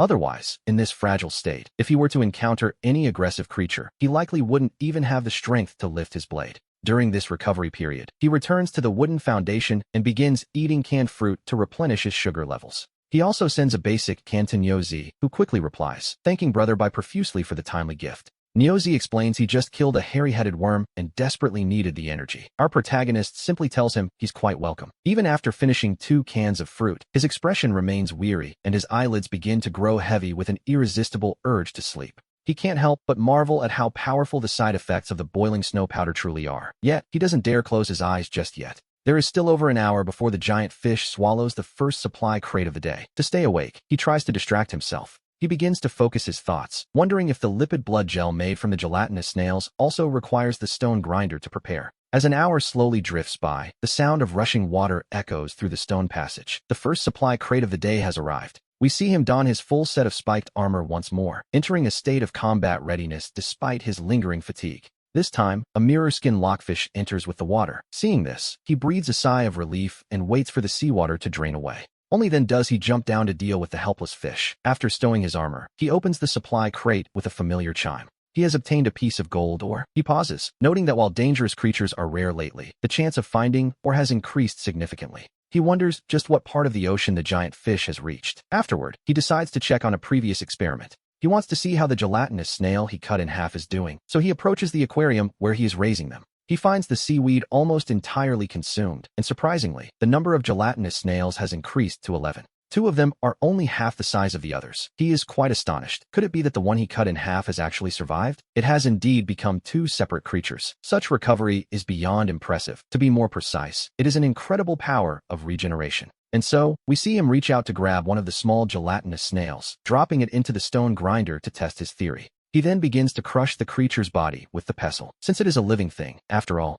he finds the process a bit cruel. To be honest, there is no other way, as the description for the lipid blood gel is quite specific. The gel must be made directly from the snail's body. Fortunately, the creature has no blood, which makes the task much less gruesome. Soon, the snail is transformed into a thick, viscous paste. With a familiar chime, he has successfully crafted the lipid blood gel. The item description notes that applying this gel to a wound during heavy bleeding will provide instant results. It not only stops the bleeding immediately, but also accelerates the healing process. His eyes light up at the discovery. It turns out this is indeed how the gel is produced, and its utility in this harsh environment is truly immense. He recalls when a hairy-headed worm bit a hole in the stomach wall, causing blood to flow uncontrollably while he watched helplessly. Back then, he could only use a sunglow earthworm to plug the wound, fearing the giant fish might bleed out right before his eyes. But now, with the lipid blood gel in hand, he can provide immediate treatment if any creature damages the stomach space again. Realizing this, he decides 10 snails are far too few. He promptly cuts the remaining 9 large gelatinous snails in half to increase their numbers. It is a bold move, but as we have seen, these creatures possess a truly remarkable power of regeneration.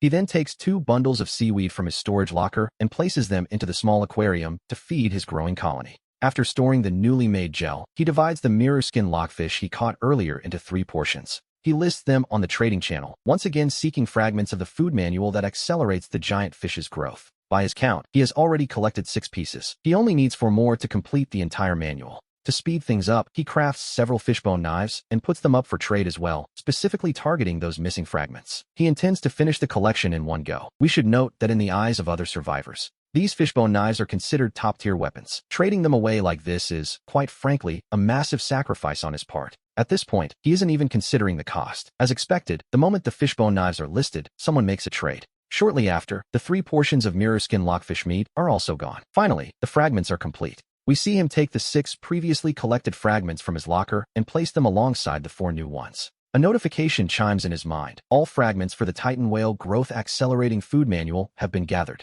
When asked if he wishes to synthesize them, he chooses yes without hesitation. A blue light immediately radiates from the fragments. The light converges into a floating screen, revealing a list of 5 specific types of food for the giant fish. The first is fruit grown by survivors themselves. Feeding 5 tons of it can increase the fish's growth speed by 10%. The second through 5th options are flying swan kelp, bamboo joint sea melt, golden silk seaweed, and golden king algae. Each requires a 10-ton feeding to boost growth. After reading the manual, he finds himself in a bit of a predicament. He is currently growing fruit in small planting boxes, but where on earth could he possibly source 5 tons of it? There simply isn't enough space in his current area to set up that many small planting boxes at once. He hasn't even heard of 3 of the other 4 options, which draws a helpless smile from him. Still, it isn't a total loss. At least he can recognize these foods if he encounters them. He begins to wonder if the first method might actually be feasible. 5 tons of fruit is possible, provided he sells small planting boxes on the World Channel to other survivors. If others start farming, producing 5 tons would be quite easy. To be honest, it might be his only real option. However, to make this work, he would need to find 1,000 people willing to follow his specific instructions. They would also have to guarantee that they wouldn't leak the plan. Such a task, naturally, seems nearly impossible to pull off. Just then, a private message arrives. "Hello, Big Shot. My name is Chusheng." The message begins. "I have just formed a guild with over 1,000 survivors, and I would like to invite you to be our vice president." He is momentarily stunned by the offer and asks if the world system even allows for the formation of guilds yet. Chusheng explains that the guild was formed spontaneously by survivors who started a group chat, believing that one person's strength is ultimately limited. They believe that only by uniting can they develop faster. He understands their logic, of course, and thanks Chusheng for the invitation. And just like that, he decisively declines the offer from this newly formed group. After that, several other guilds reach out to invite him to be their vice president, but he continues to turn them all down. The problem is that these guilds aren't recognized by the world system. They rely entirely on the self-discipline of their members. To be honest, it feels unreliable to him. Besides, if he truly wanted to join a guild, he could simply start his own.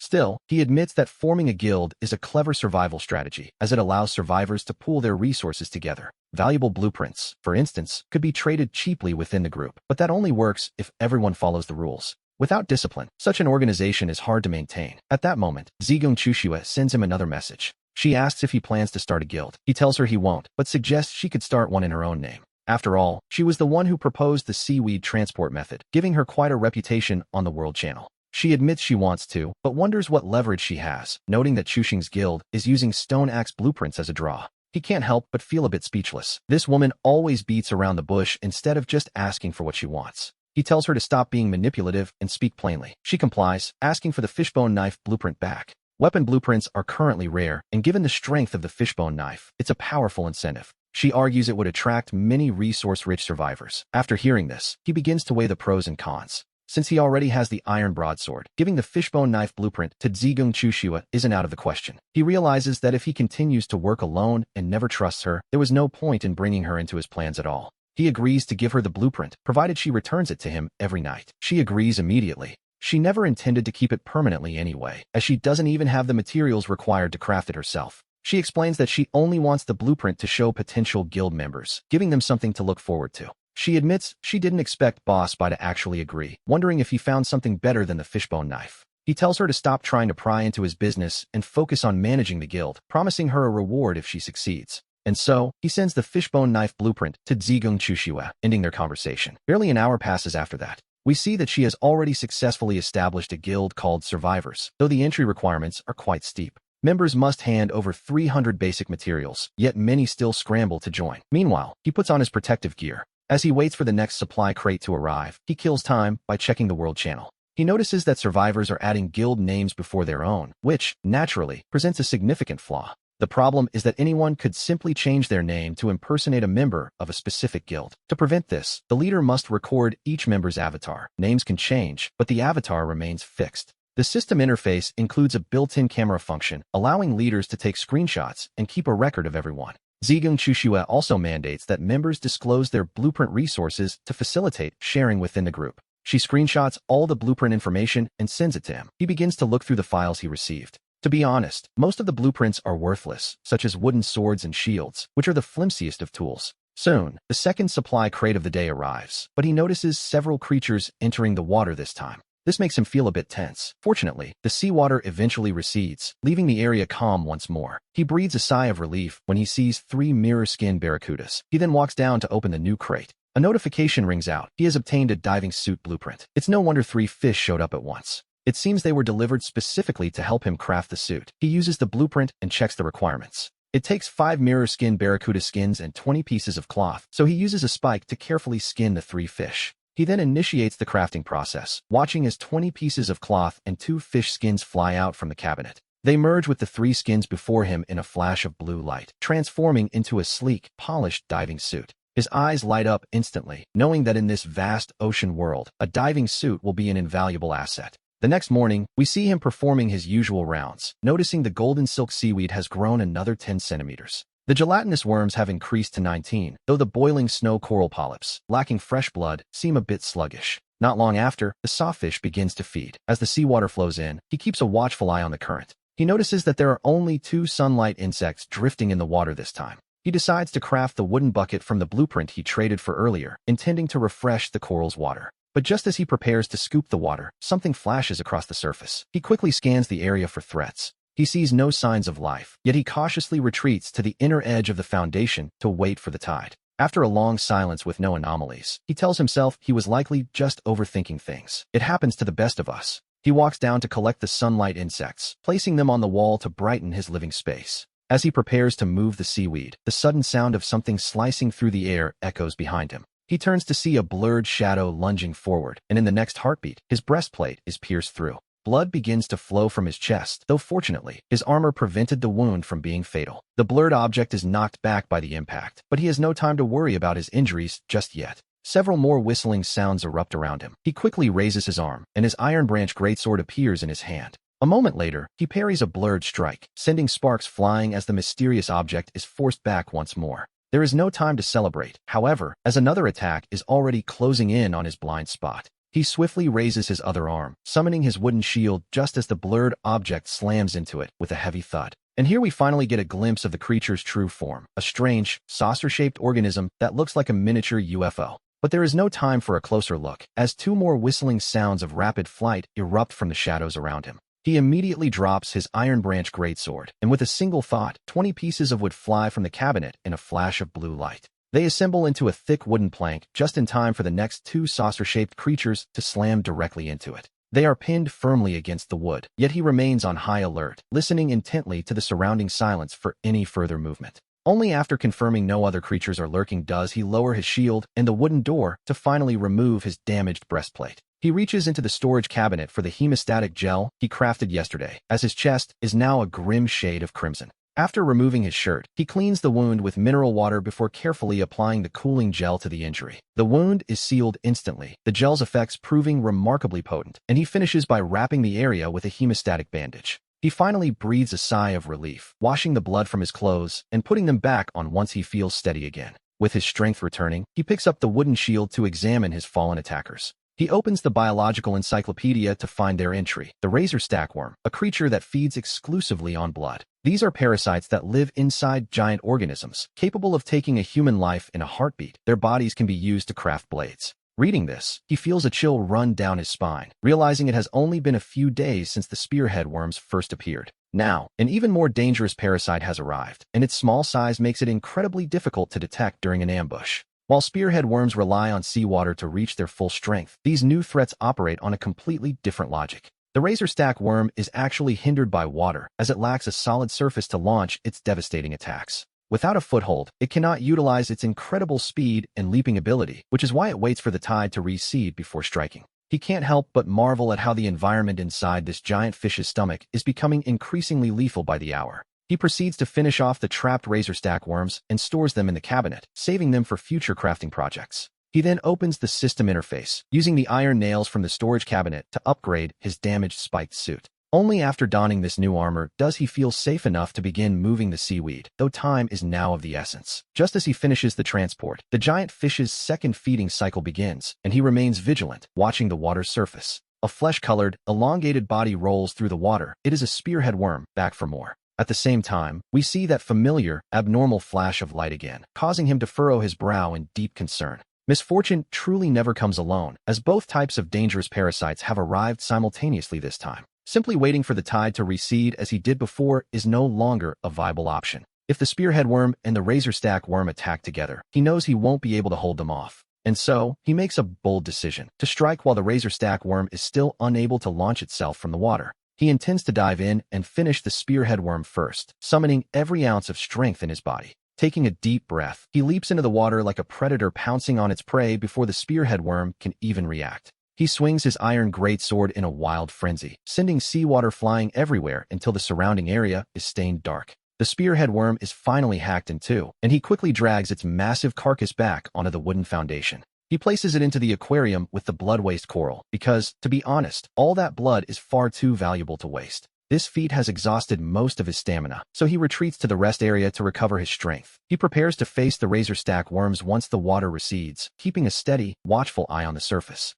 However, we see something unexpected. The razor stack worms are all beginning to huddle together, catching him off guard. It seems the blood from the spearhead worm has drawn them in, and realizing this, a plan begins to form in his mind. This is a perfect opportunity to wipe them all out at once, since they cannot spin rapidly while submerged in the water. With their offensive power neutralized for the moment, he leaves the rest area and slowly wades back into the seawater. With a swift motion, he brings his blade down on one of them, and the other razor stack worms immediately sense the danger. However, their 8-legged structure is poorly suited for underwater movement, making their escape attempt painfully slow. He isn't about to let such a glaring weakness go to waste, chasing after them with a relentless flurry of strikes. Soon, all 5 worms are dealt with, and he retreats once more to the foundation to wait for the tide to fully recede. Only after confirming there are no other threats does he finally breathe a sigh of relief, having discovered their true weakness. It seems that releasing blood into the water can lure them all in, but this method presents one obvious problem. Where exactly is all that blood supposed to come from? He can't rely on a spearhead worm appearing every single time.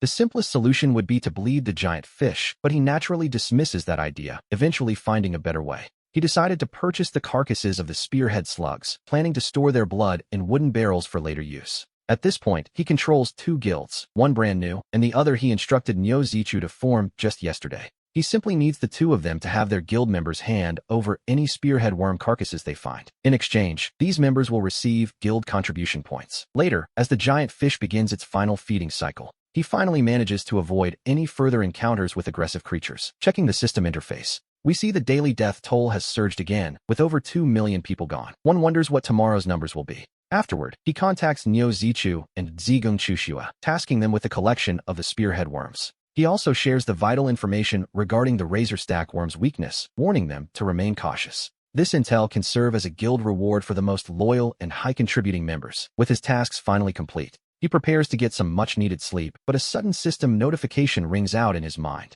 The Titan whale has traveled 10,000 nautical miles and is now on the verge of leaving the starting sea area. The novice protection phase has officially ended. Based on its current speed, they will exit the zone in 1 day. The Titan whale is set to cross the boundary waters into the deep blue sea. Hearing this news, he feels a sudden, jarring shock. His expression freezes in place. To be honest, describing his past dozen days as a series of narrow escapes would be an understatement. And yet, the system informs him that he has merely been in a protection phase. One wonders how dangerous the deep blue sea will be. He wakes up on the final day of the crossing, only to make an unexpected discovery. It seems things are changing already. The giant whale hasn't eaten all day, and for the first time in a while, he hears its inner thoughts. Something is out there. He feels a wave of confusion. What could the whale have found that is more important than its own dinner? A short time later, the stone gates open wide, and a massive surge of seawater comes rushing into the chamber. He stays alert, scanning the water for any sign of dangerous creatures, but surprisingly, we see that he finds nothing at all. Furthermore, for some reason, the water this time is incredibly murky. Not long after, as the tide begins to recede, he notices that there isn't even any seaweed this time. Instead, the ground is covered in a thick layer of silt and sand. There, he spots a white sphere the size of an ostrich egg. Stunned, he wonders what it could be and cautiously approaches it. Upon closer inspection, he discovered what appeared to be a fish egg. After a quick touch, he opened his biological encyclopedia to see what he had found. The bighead fish, 20 meters long, weighing 100 tons, and classified as a carnivore. A formidable creature, to be sure. The description reveals a fish that loves hiding in the sand to hunt. It possesses some intelligence and, notably, delicious edible meat. Its teeth can even be used to craft weapons. He is somewhat surprised. He touched an egg, yet the system describes the adult. However, that specific mention of delicious edible meat deeply intrigues him. It is a very specific choice of words, after all. In his experience, whenever a biological description mentions the taste, it usually means the food can increase one's attributes. Without delay, he gently cracks open the shell of the egg and pours the flowing liquid directly into his mouth. An unprecedented, pungent scent rushes to his head, but he endures it and swallows every drop. Suddenly, a chime rings out. The notification confirms that consuming the bighead fish egg has increased his intelligence by 1. Success! Right at that moment. Suddenly, his mind feels an unprecedented sense of lightness. It is a truly magical sensation, to say the least. He hadn't expected that a single point of intelligence would result in such a significant improvement. Furthermore, he feels his control over his own body has grown stronger. Suddenly, the sawfish's inner voice echoes once more. It seems there is more treasure to be found. He pauses, wondering if these are supplies meant for the battle ahead. While waiting for the sawfish to swallow the next batch of goods, he takes a moment to check the system interface. As of today, the total death toll is nearing 10 million. And this, mind you, is still only the protection phase. He quickly crafts 2 portions of waste blood coral powder and sends them over to Nayuzaku and Zigung Chushua. They are his own people, after all, and he cannot let them meet with an accident. Soon, the seawater remains murky. As the tide recedes, leaving behind piles of silt, there are still no large creatures. Once again, he steps down. He spots several shells, smooth as jade, nestled in the sand. A chime rings, the white jade shell, 20 centimeters long.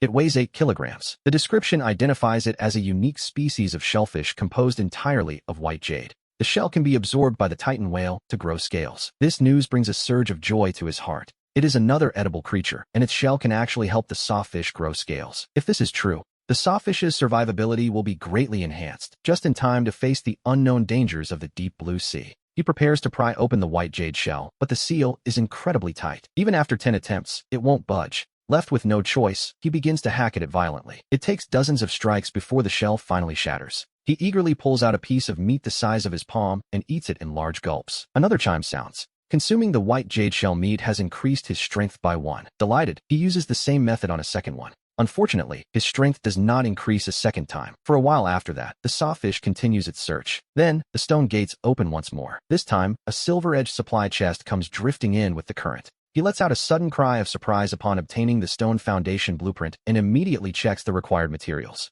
The foundation requires 100 units of stone, so he decisively clicks craft, and a square object appears before him. It is a cubic stone block, 1 meter wide, looking incredibly sturdy. Naturally, he decides to craft 5 more. With a single thought, he decomposes the old wooden foundations into blue light and replaces them all with stone. Not long after, another silver-edged supply chest arrives. A chime sounds. He has obtained 20 iron nails, making his eyes light up. Iron nails are quite rare, after all. In all the previous days combined, he had only found 5. Silver chests truly are superior. Just then, a private message arrives from the leader of the Leviathan Guild, Chusheng, politely asking for a moment of his time. The guild is interested in the mirror skin lockfish meat he has for sale, hoping to strike a deal. However, Chusheng admits he doesn't have any high-value blueprints on hand to offer in exchange for such a price. Instead, he mentions finding a card called the Feihong Positioning Card yesterday, which he is currently unable to use. Believing the card will be valuable in the future, he asks if it would be an acceptable trade. A fair question, really. Upon seeing the message, our protagonist can't help but grin. He recalls the food encyclopedia for accelerating the sawfish's growth. It mentioned a food called Feihong kelp, and this card is likely the key to finding the specific sea region where it grows.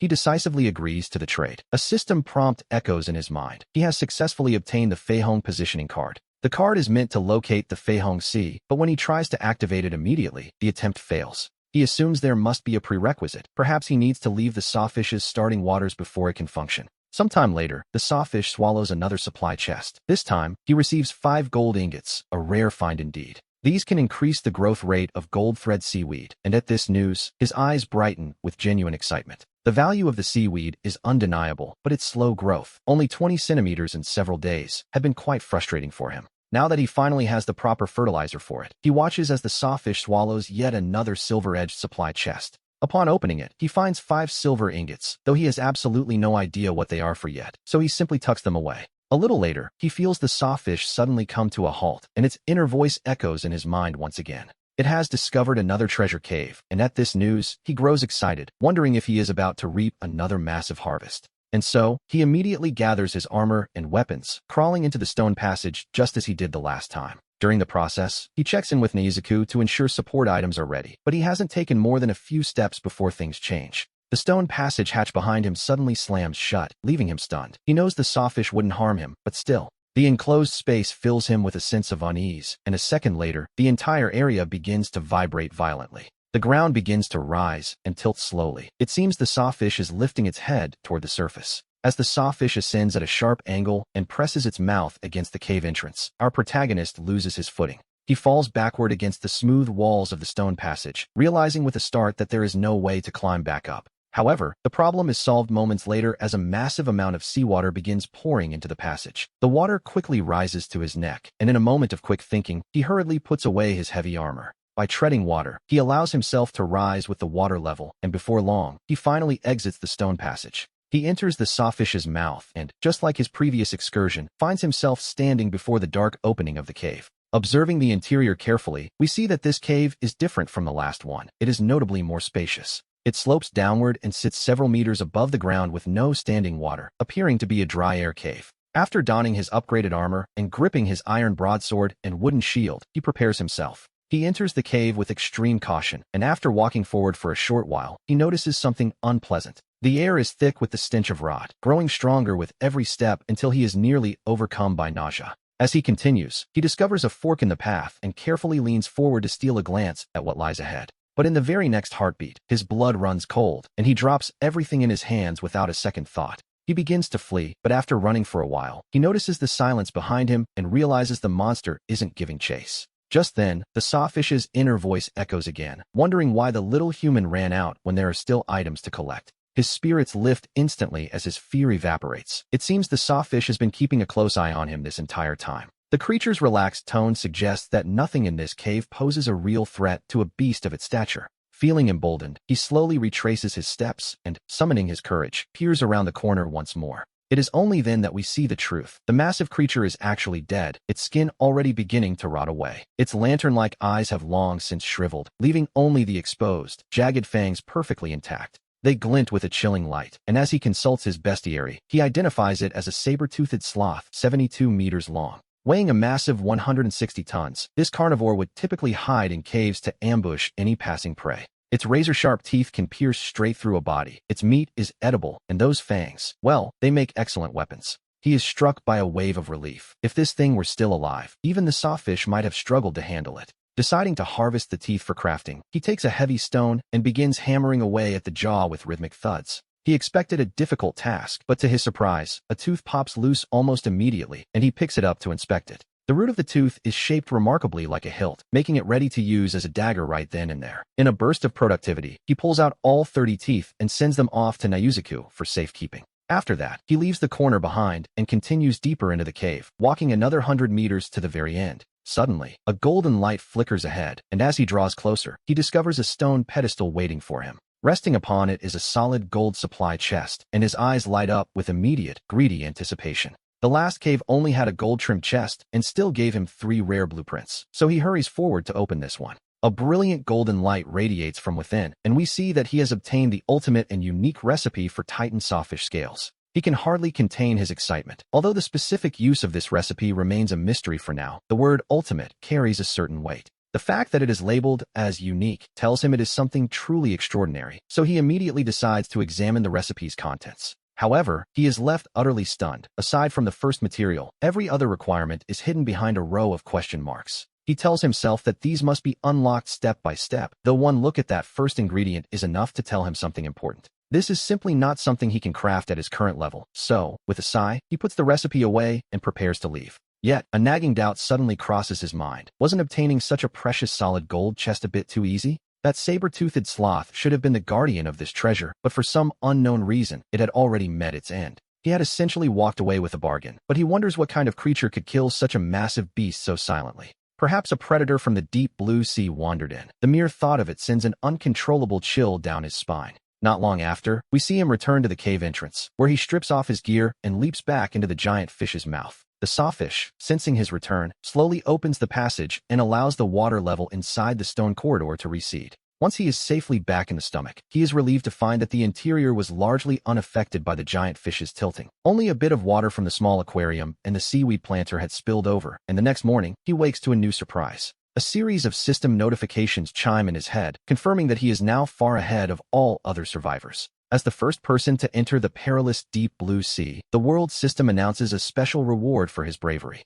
He has earned the world's only Forerunner title, granting him 5 attribute points to distribute or reclaim at any time. Of course, if he loses his lead, the title will be transferred to another, and then the system chimes once more with a warning. He is urged to use the steel-armored Leviathan departure scroll immediately, or face a relentless pursuit by the Leviathan itself. Stunned by this sudden turn of events, he quickly opens his character attribute panel to assess his new standing. We see that a new Forerunner title has appeared right next to his name, and he immediately decides to invest those 5 points into strength. He experiments with reclaiming them and finds that a simple click on the title does the trick, a discovery that brings him no small amount of joy. The flexibility of these 5 attribute points is truly remarkable. For instance, if he ever finds himself in a moment of sudden danger, he could dump everything into speed to make an escape, or, if cornered, instantly switch them to strength for a desperate final stand. However, his excitement quickly turns to tension as he notices a new detail in his character evaluation, a status that reads quite ominously. It describes him as a person currently suffering from an infection of eutrophic bacteria. After a brief, stunned silence, he begins to retrace his steps.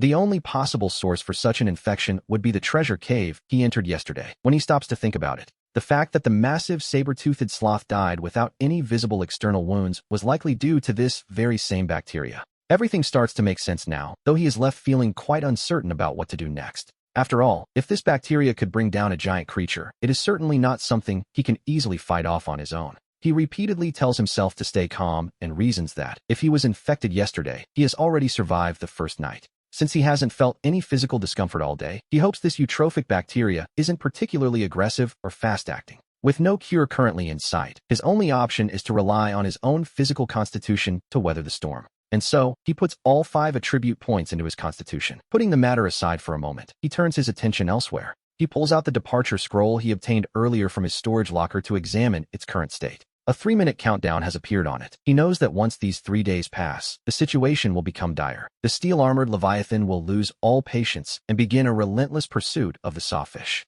Naturally, this realization makes him quite nervous. His own sawfish is only about 10 days old, yet it has already faced many threats. Even in its short life, its body has already played host to 2 types of highly aggressive parasites. He shudders to imagine what an adult Leviathan might be carrying inside after years of living in the deep without a proper cleaning. He shudders to think how many parasites might be lurking in that stomach. At this moment, he truly feels as if his end is drawing near. Suddenly, the sawfish's inner voice echoes in his mind, crying out that it finally found something terrifying and must return immediately, leaving him stunned. He struggles to understand the situation until a system notification chimes, announcing they have entered the starting sea, which catches him off guard once more. He wonders why it has rushed back here, but soon realizes that outside, night must be falling fast. The sawfish likely intends to rest for the night in the safety of the starting sea, and as he expected, its movements soon come to a halt. After returning to the boundary waters, it stops completely, but then it does something unexpected by opening its gill covers wide. A massive amount of seawater is let in, and as it recedes, we see a deep blue treasure chest revealed within.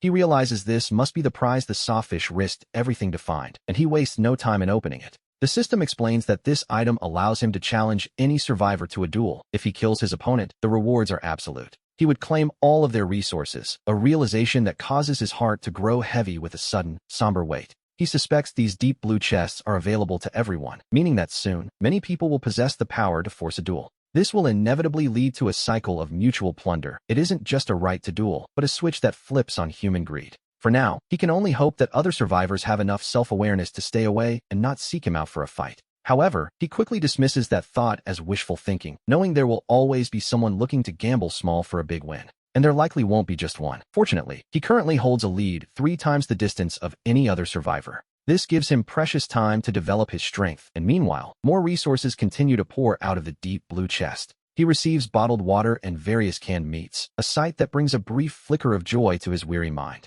These cans of chicken, beef, and pork are luxuries that no one else in this world can even dream of eating right now. Next, he receives 200,000 units of seaweed, and his expression shifts to one of pure shock, though not because of the seaweed itself. Rather, he is stunned by the sheer capacity of the deep blue chest, considering his own storage locker can only hold half that amount. With this deep blue treasure chest in his possession, he no longer has to worry about limited storage space. For now, there is little else to do. He decides to build 2 wooden foundations to serve as a resting area, and soon, he falls asleep alongside the giant fish. Waking up the next morning, he stretches his limbs and finds that, aside from a bit of lingering fatigue, he feels quite alright. It seems his 20 points of constitution are enough to help him fend off bacteria and illness for a while, a small mercy, all things considered. Suddenly, the system chimes as they re-enter the deep blue sea, and the giant fish resumes its steady journey forward. His heart begins to race with nerves. He can't help but wonder what terrifying dangers truly lurk within these deep blue waters. Whatever it was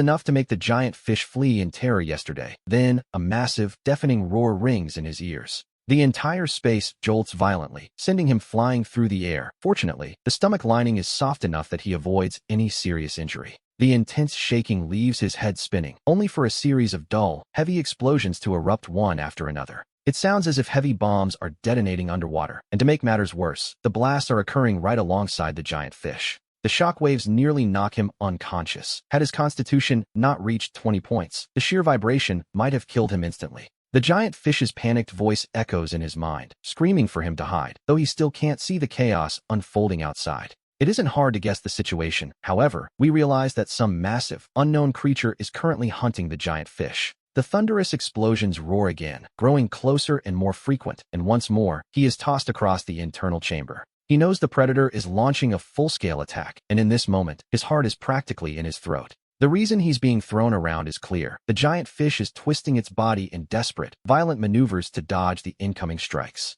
He grabs hold of the wooden pillars beneath his foundation with a death grip, realizing that, for now, he is completely helpless. All he can do is pray that the giant fish successfully escapes this pursuit, while the space within the stomach continues to churn violently. As they flee from a creature even more massive than his host, he clings to the wood, desperately hoping they can outrun the danger. Suddenly, the fish's frantic thoughts reach him again, crying out that they are almost there, almost to safety. A few seconds later, a thunderous impact echoes from the rear of the internal space, shaking everything to its core. It seems the pursuing creature is slamming into a mountain peak in a fit of rage, clearly unwilling to let its prey go. Before long, we notice the giant fish's swimming speed begins to slow, and those violent crashing sounds fade into the distance. He tells himself they must be safe now, and in this moment, he realizes the true nature of the protective sea of birth. It wasn't meant to protect survivors like him, but rather the giant fish itself. Now that they've entered new waters, the rules have changed. He was nearly hunted by a titan immediately, but then, the fish's voice chimes in again, happily announcing it has finally found food.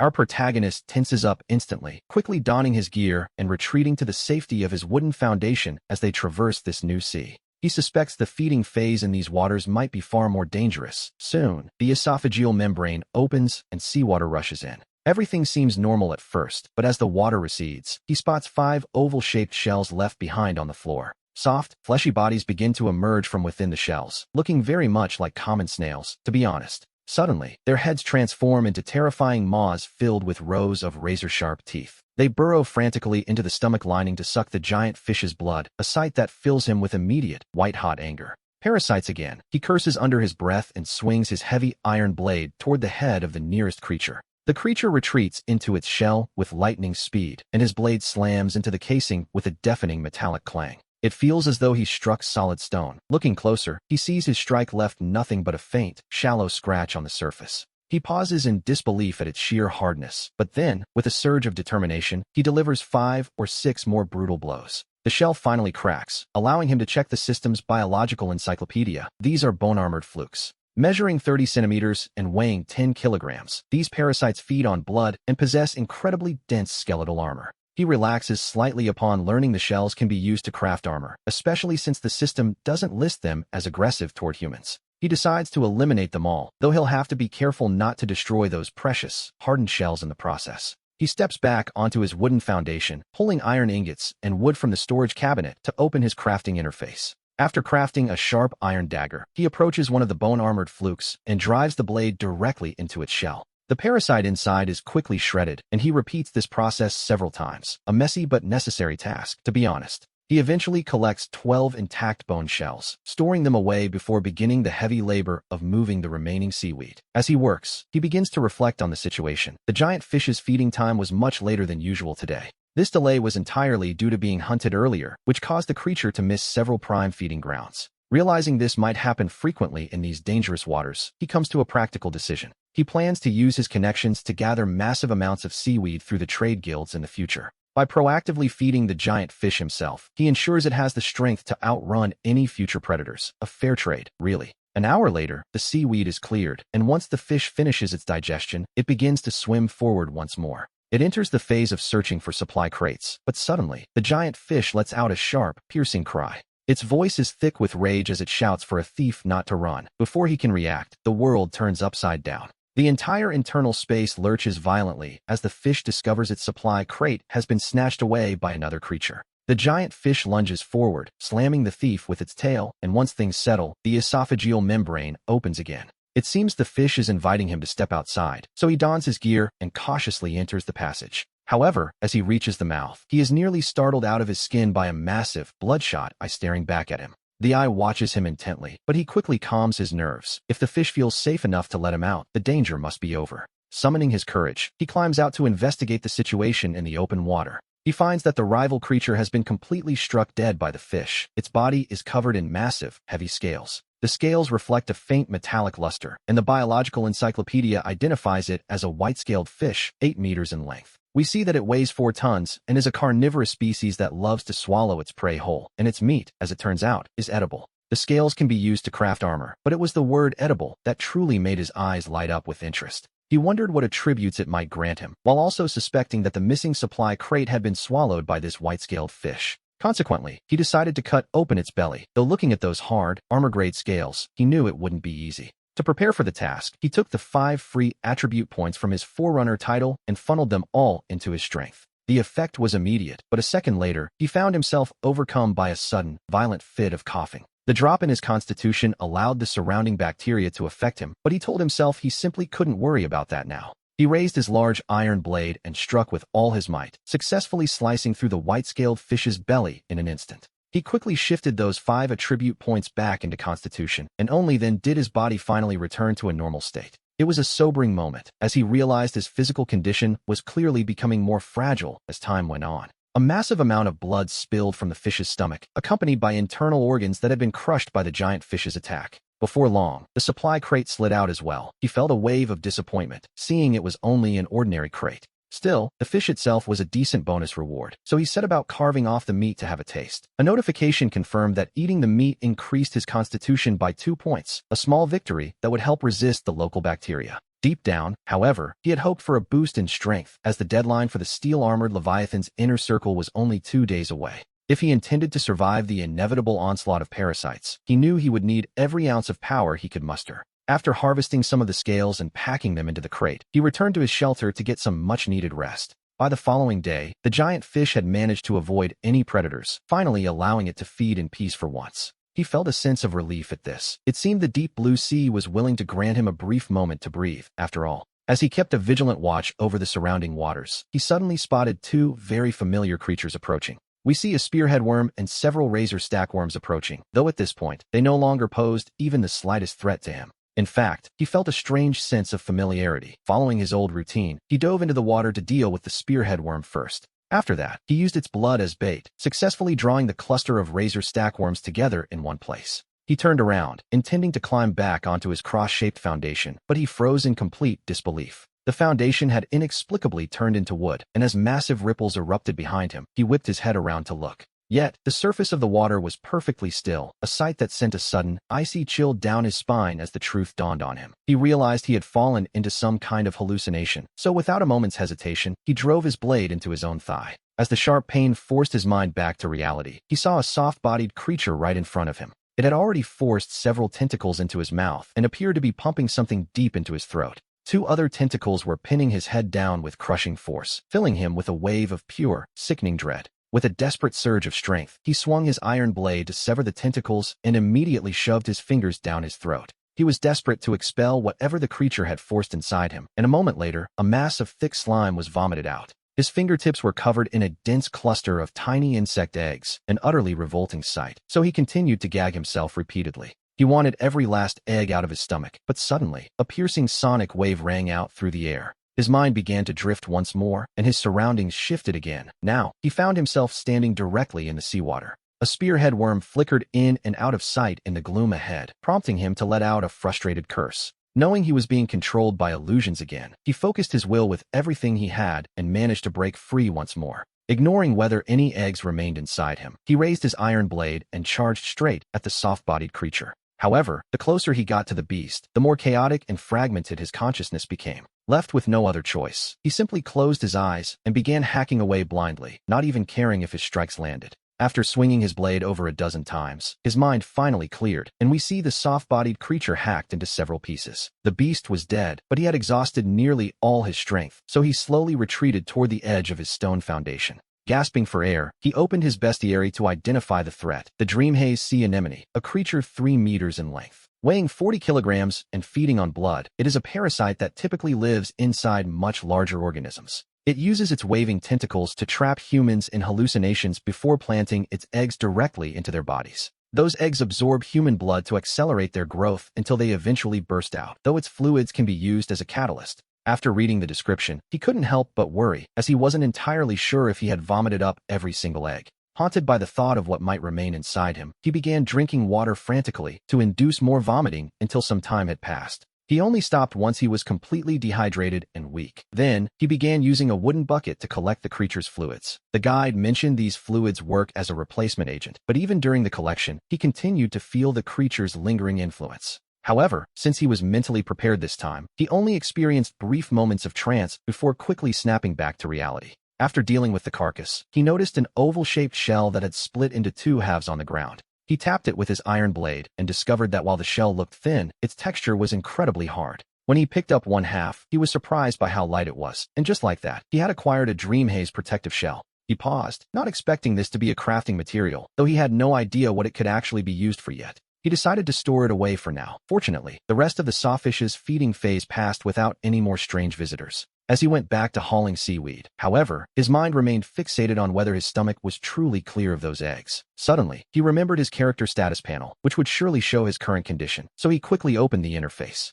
There, in the status column, he saw the grim truth. He was infected with bacteria and carrying Dream Haze parasitic larvae. The system noted he didn't have long to live, leaving him to let out a helpless sigh. The parasites were indeed still inside him. The system warned that his time was running out, so he walked back to his storage cabinet and pulled out a box of anti-inflammatory pills he had found a few days earlier. Deep down, he knew they wouldn't do a thing against parasites, but he swallowed one anyway, mostly for a bit of peace of mind, which was all he had left. Not long after the seaweed hauling was finished, the sawfish moved on to the next phase, swallowing supply crates from the surrounding waters. As the seawater receded, an ordinary supply crate washed in, and inside, we see he has acquired a blueprint for a furnace. He understood that a furnace was essential for smelting metal, but the process would require incredibly high temperatures to be effective. That meant consuming a massive amount of oxygen, a resource that was already in dangerously short supply within his cramped, enclosed space.